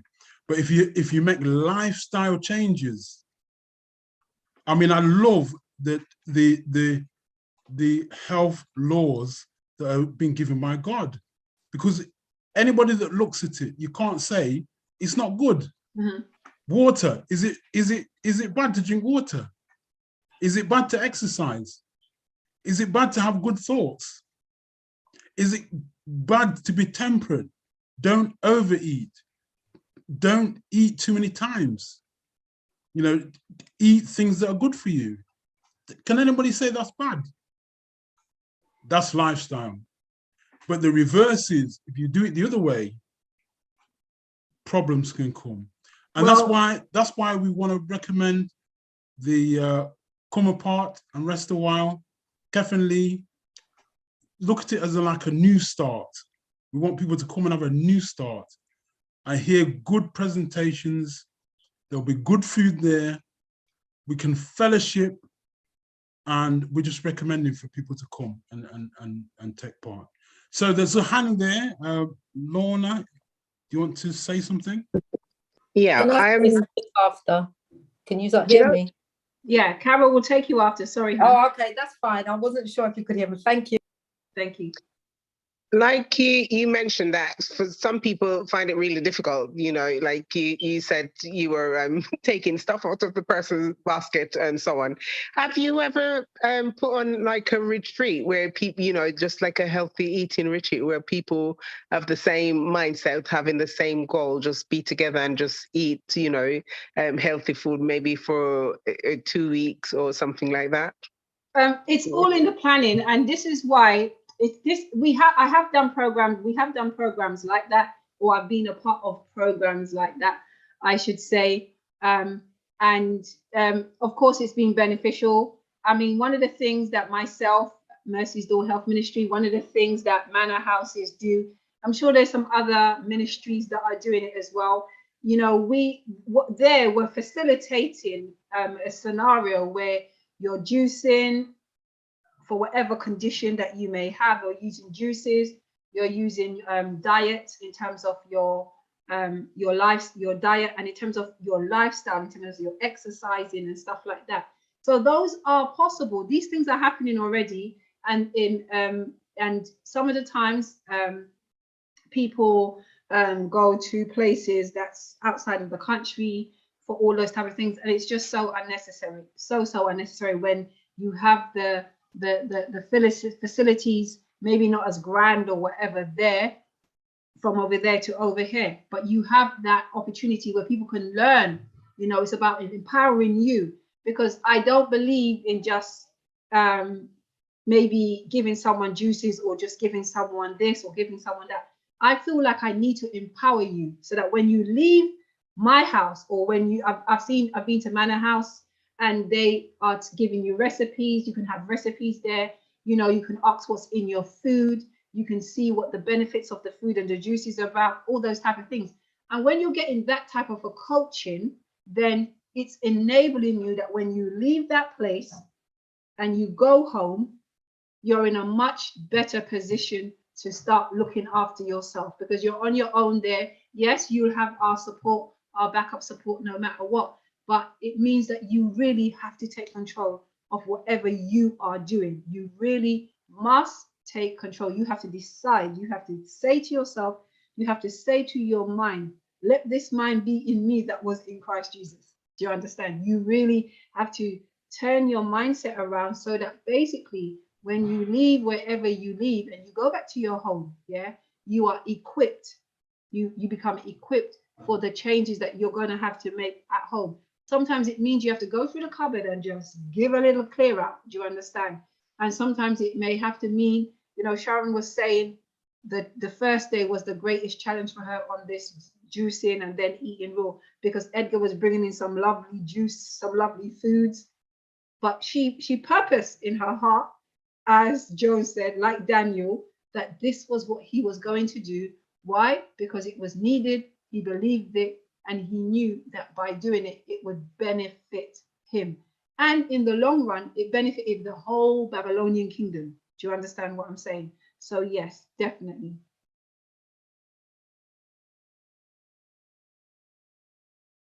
Thank you, Louise. Excellent. Shirley, are you still with us? I think Carol, sorry, Edgar, Carol. Sorry. Carol, was you? Oh, yeah, sorry. My apologies. That's Go ahead, right. Carol. That's all right. You forgot about me. That's okay. I didn't. No, you didn't, Louise. Yeah. So thank you again for the program. Really interested, and happy Sabbath to everyone. So what I was gonna say was in regards to what Louise was saying about a change of diet and everything that helps towards delaying our illnesses and everything like that. I was just gonna say I agree. If you know how the body biology and genetics and how God made us, and when you connect the food, I agree with 100%. It's diet. Let me tell you the reason why. Because a lot of time, I mean, I've studied nutrition, not on the level as you guys, but you know, I know some stuff. But I've spoken to people, and you know, they've had certain elements, not on a big, large scale, maybe in regards to dieting and you know, simple things. Yeah. So I always say, if you speak to someone, because everyone would say, oh no, but I eat healthy. I'm not sure if you get that. Like sometimes people say I eat healthy, and you're thinking, well, what constitutes healthy? Because some people feel that they eat healthy, but they don't really. So I always say, when you ask someone to list what they have for breakfast, lunch, and dinner, I always say 99% of the time you could point out the corporate, like, okay, so that's the problem. Okay, you need to cut back eggs, cheese, for example, because usually with diet, you can see where someone's going wrong, especially in regards to being obesity or having problems with their weight. Let's use a simple example. You can always, and they say, oh, I've been dieting and I've been eating healthy, even though, yes, a change of lifestyle. But you can always see the corporate when you when you tell them, give me a list of things that you're eating from the morning to the evening. You could always point it out and say, that's that and that's that. And this is why I agree when Louise said 100%, I would say it is down to diet. Now, in regards to the cancer stuff and what's happening, like Edgar, you just said that more and more you hear of cancer, and years ago you never heard of cancer. I remember when cancer first came in, and years ago, I felt like cancer was something that they didn't understand and they couldn't treat. So they used the word cancer because they didn't know how to treat it. But then now, like you said, there's more and more people having cancer. And I'm thinking, is it because there's different, you know, different elements in, because technology, you know, and with medicine, we should be able to treat things even more. So cancer should really be a thing in the past. It shouldn't have excelled so much now with us having better medication meant to be. And talking about better medication, in fact, right, I feel like what people had years ago and was treated and you may be cured, these days, the medication, the pharmaceutical company, they're making cheaper products because you have the medical representative that go to laboratory, go to the surgeries. When I used to work for one years ago, and they used to say, look, I've got a product here, it would do the same job, but it will cost you a third of the price, because as you know, they're all on the budget, the surgery, the NHS, they're on the budget. But the problem is nothing cures no more, it just disguises. And that's where we have more problems, because the medication is not doing anything. Years ago, you may take something and you think, okay, I'm better. Now they want you to live on it, for example. So I believe that's where there's more cancer. And again, which I wrote in the chat, stress-related problems with jobs. People's running for money these days more. They want more. We're not satisfied to be in one room, for example. Like years ago, we want more. So people's prepared to put their life through stress. And I believe that's all related to it, because when you think about it, when God said he makes us perfect, you think, you know, and he's got all the trees for our well-being, and now we're eating the foods and everything, we should not be sick like that unless we become exposed to some sort of toxins or something like that. So yeah, and even if we were sick, we have something, you know, with a diet, usually your body, the right stuff put in your body has the ability to naturally repair itself, even with a colon cleanse or whatever you need to do. And that's all I wanted to say. Thank you. Thanks, Carol. Thanks, Carol. I've got somebody in the chat and they've said the pharmaceutical company want your business forever. That's the truth. That's the truth. Quite interesting. I know there's a quote, I can't remember the quote I know that I've got an idea of the book, but I can't remember the quote. Maybe you can help me, Louise or Shirley. And it says, taking drugs doesn't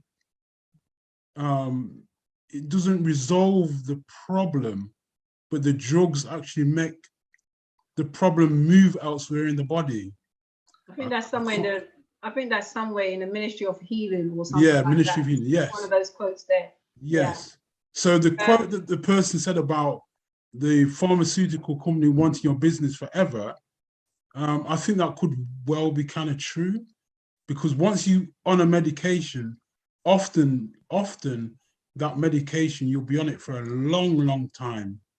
And I know people that have been on medication for years, because the medication can't heal the person. It's kind of like Edgar. Yes, go ahead. Yeah, the quote is, drugs never cure, but it just changes the nature and the location of the disease. Thank you. That's the one. Yes. Yeah. Yes. So the thought of the person being on medication, and they're going to be on the medication for a long time because the drugs don't heal. It's just kind of, I kind of think what the best word to say is. It's like a plaster,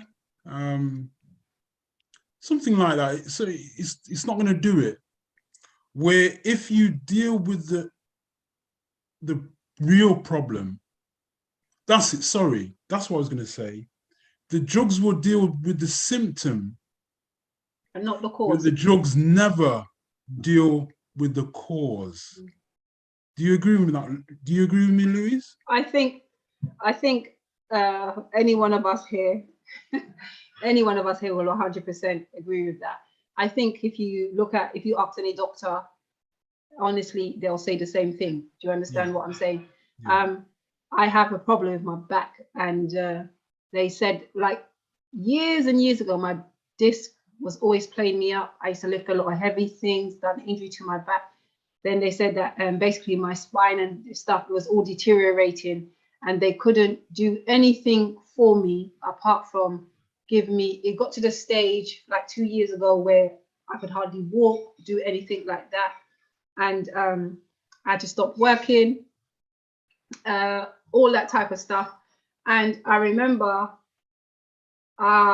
when I went to the GP, because I had to get x-rays and this and that, and the GP was saying, look, the consultants were saying, look, you just got to a certain stage with your back and your spine where it's got worse over the years. You know it's got worse. And I said, yeah.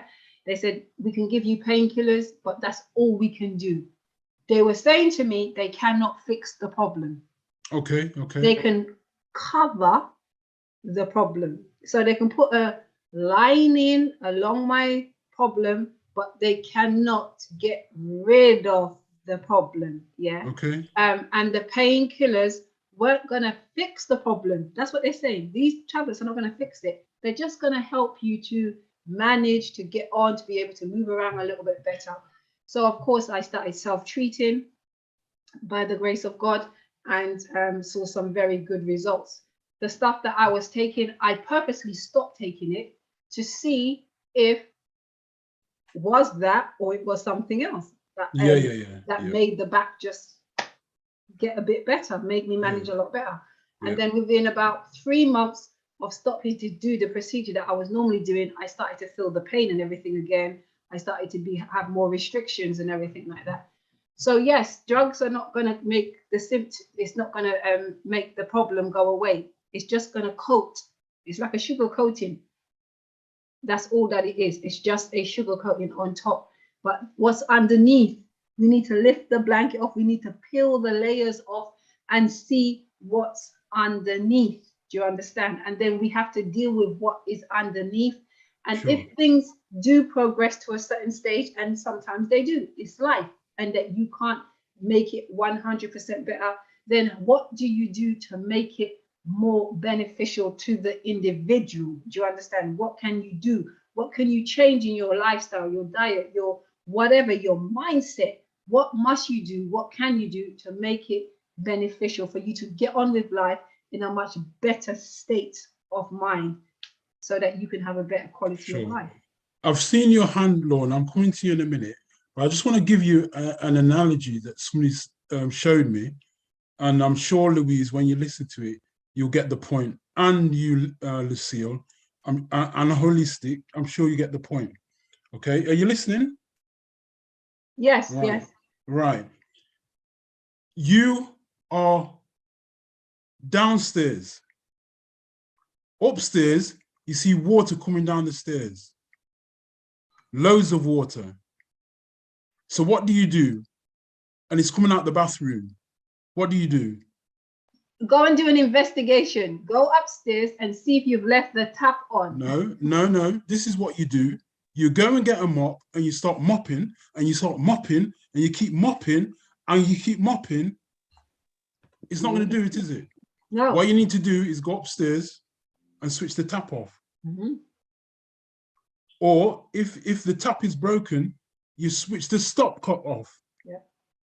I'm saying this with health. Find the problem. If you're going to just take drugs, that's not going to just do it. Sometimes you have to take drugs, and it might well be that it's short term. But if you're going to use the drugs, like how you mop the floor, the taps, the water's coming down the stairs, loads and loads of water. Louise, we're going to get a mop. Me and you, we're going to get 2 mops, aren't we? No, not me. No, it's not going to work, is it? No. You have to go to the source. You have to go to the source. Lorna, you got your hands up. I was going to say, as Lucille said, come off the track. Yes. Yeah. Lorna, you got your hands up? Yeah, I just want to share someone's testimonial. Someone's testimony. It's I saw it on YouTube. It's a doctor or scientist called Paul Stamets. He was talking about some mushrooms, how it helped to cure his mom's cancer. She was 85 at the time, and he said in his talk that she called him and was really crying that one of her breasts is twice the size of the other one. And he took her to the hospital in California, and they said she should have come 2 years ago. There's nothing that they can do. And then he was telling his mom about this mushroom, turkey tail mushroom. And it's when the doctors actually said that she knows of a research going on with a certain mushroom, and say maybe she would like to try it. And then she accepted it from the doctor, though she was a bit skeptical when her son was telling her about it. And he said she was actually on the doctor's treatment, and she started taking the turkey tail mushroom as well. And there were 4 other people, or maybe 4 people, including her.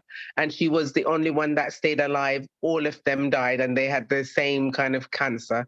But she's the only one. And during his talk, which is 5 years later, he said she was actually saying hi to everyone. She was healthy and well 5 years after taking the turkey tail mushroom.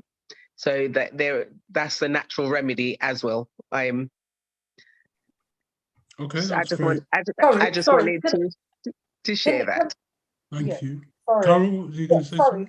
That the lady just spoke. When she said a turkey tail mushroom, I think I saw one. I was in Portugal a couple of weeks back, and I saw this turkey. It was an unusual mushroom, and they said that it's one of its kind. I don't know, because I was on a retreat and they were growing all sorts of veg and everything. So I was just wondering, is it like a, I don't know, it looked like a it's kind of slightly long with edge round. It's really unusual. You wouldn't think you could eat it. Is that the way it looks like? Don't know if you've seen it.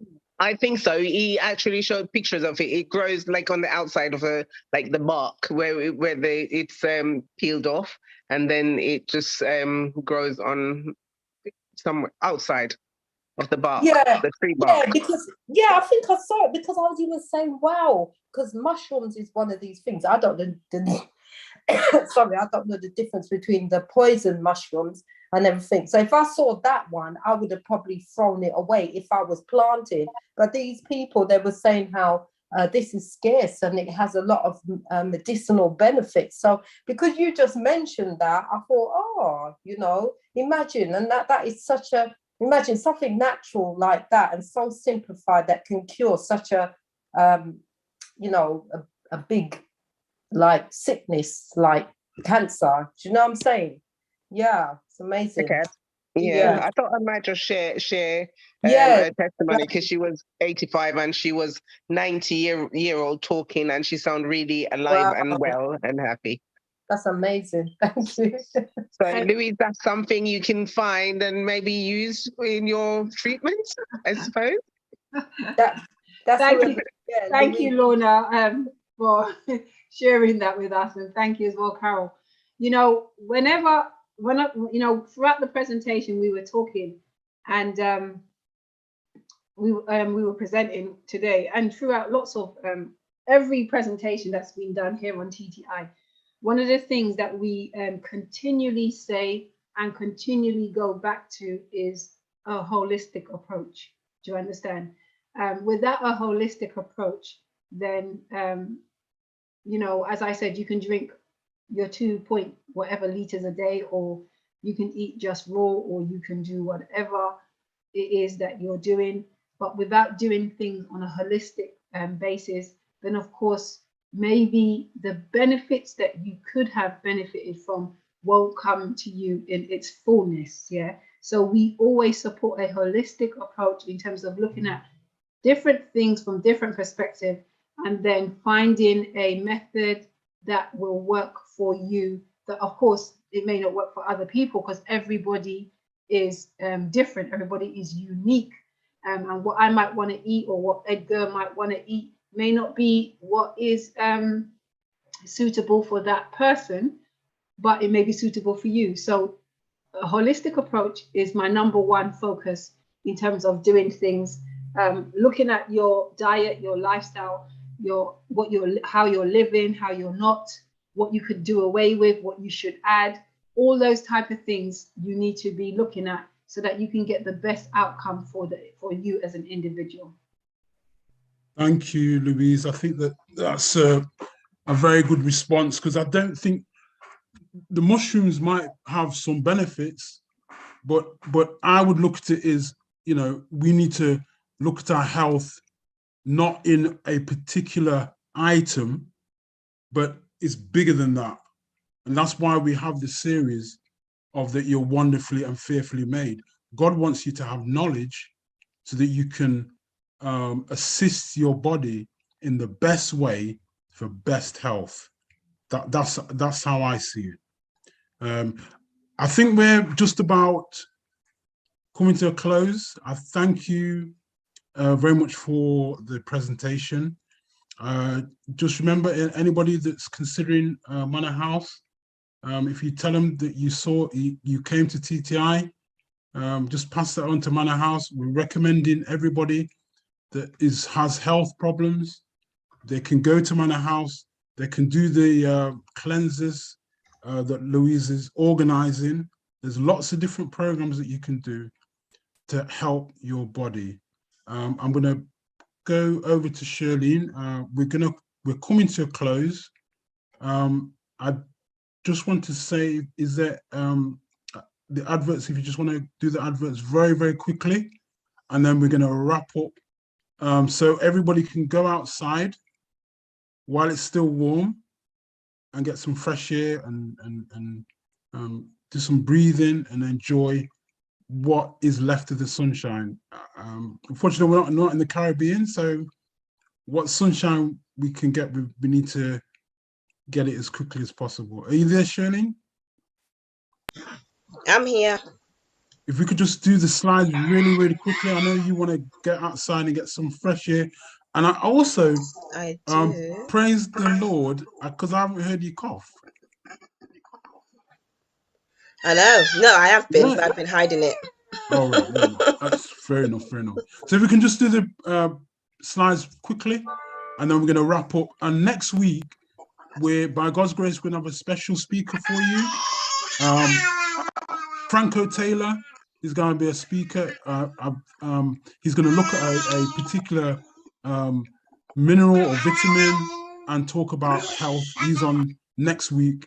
And then obviously the week after, we're going to take a break. We're actually putting breaks in, regular breaks for us and also you as viewers. So we got another presentation next week, and that's with Franco Taylor. You ready, Shirley? Yes, I am.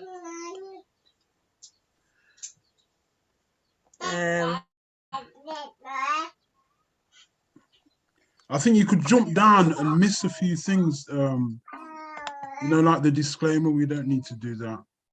Okay.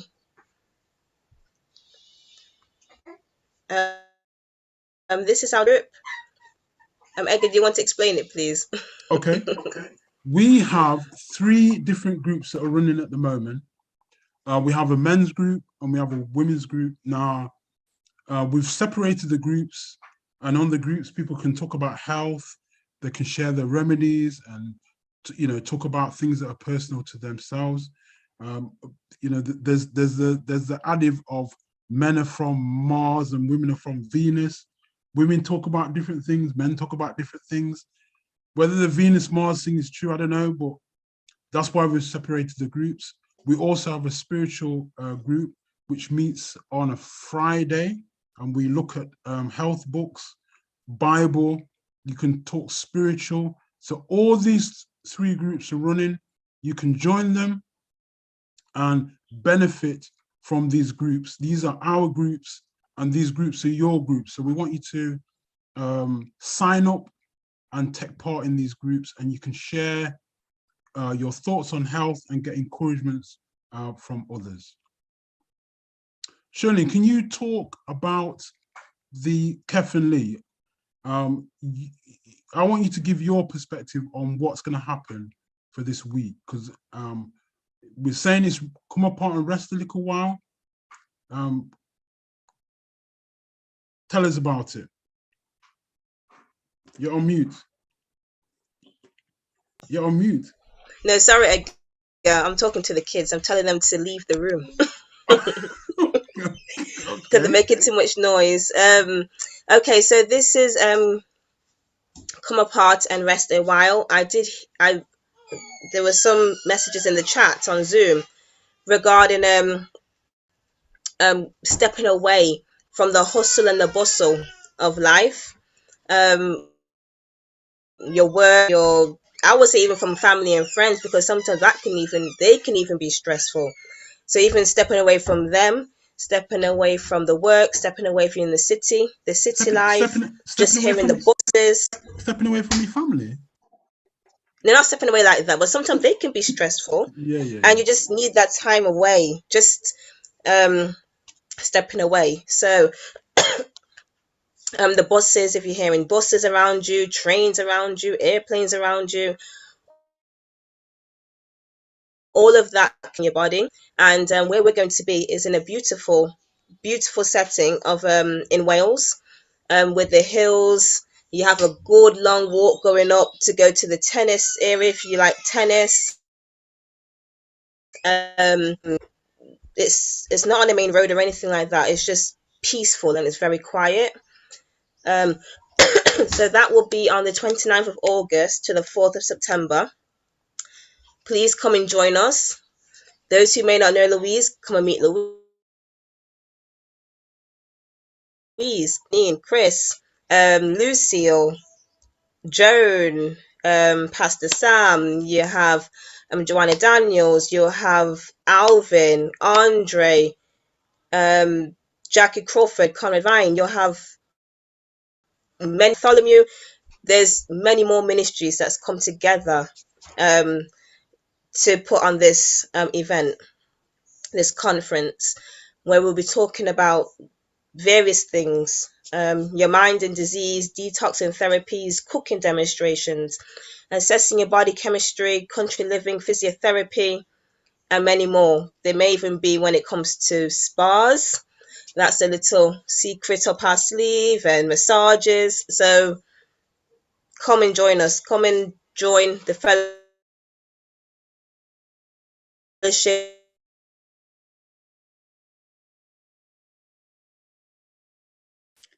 Okay, I The think 29th of August to the 4th of September. you're breaking up a little bit, Shirlene. So the 29th of August to the 4th of September, please book. Please don't wait to the last minute. Sometimes we leave things to the last minute and then we're disappointed. So book, you know, sometimes we can take a long time to book. So let's not wait to the last minute and be disappointed. The booking numbers there, contact us and we will see what we can do for you. What have we got next? Is that it, or is there something else? Okay, the detox. Or maybe Louise should talk to this. Thank you, Edgar. I will. Now, the detox program is starting tomorrow, but people can still let me know if they're interested. There's still a few places left on that. And it's basically about some of the things we've been talking about today. We're focusing mainly on the colon and the liver, of course. It's 10 days. We're using homemade juices, not shop made. We're using our own for our raw nutrition. And we're looking at the benefits, some of the benefits that's listed here in terms of making the digestive system better, you know, increasing your energy, kickstarting weight loss, supporting the liver function. This is the work, this is what we're aiming to do on this 10-day program. And you will have online support via WhatsApp and via Zoom.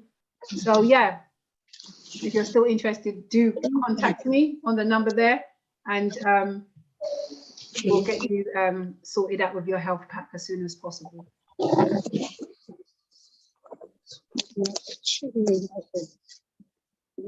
I suppose you want me to speak on this as well. So I will speak on this, Edgar. It's Time to Quit is another residential. This time it's a residential that we are trying to put together for between the 16th and the 22nd of May. And you'd be amazed out there how many people want to quit smoking, but they can't. They've tried several different methods and they're still smokers. And we are not promising anyone that you will automatically or immediately start quitting, but we are going to try and support you through that process of trying to stop smoking. But this program, although it's aimed mainly at helping people to quit with the smoking, we'll be doing things like, you know, charcoal poultices on the participants. We'll be doing gentle detoxing of the liver. We'll be doing the health presentations, the walks. Your meals are going to be provided, your accommodations provided, and also, but it's also included for those who just want to come apart for a couple of days, who wants to be more healthily minded, see some food demonstrations, healthy food demonstrations being done. This program is for you, and it's all up in the Scotlands, in the Highlands, and also, if you know someone, you may not be a smoker, but you may know someone who's struggling with the habit. You know, share the information with them, and by God's grace, it'll be good to see them along as well.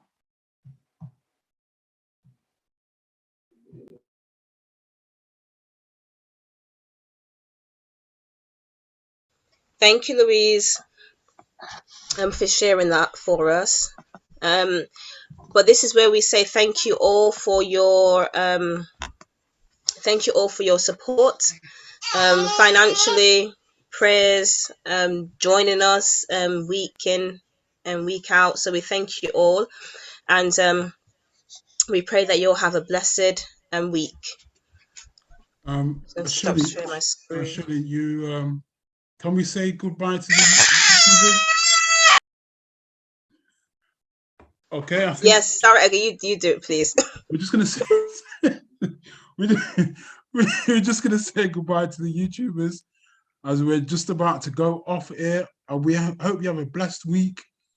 We'll be back next week. Our speaker will be Franco Taylor, bringing us more health. And just wanted to say thanks from the team for all those that are supporting us. And we hope all will go well for next week. Thanks again, Louise, for the presentation. And also, please remember, carefully in your date, 29th of August, 4th of September. Come and be with us and have a brilliant week. and have a good week for the week coming.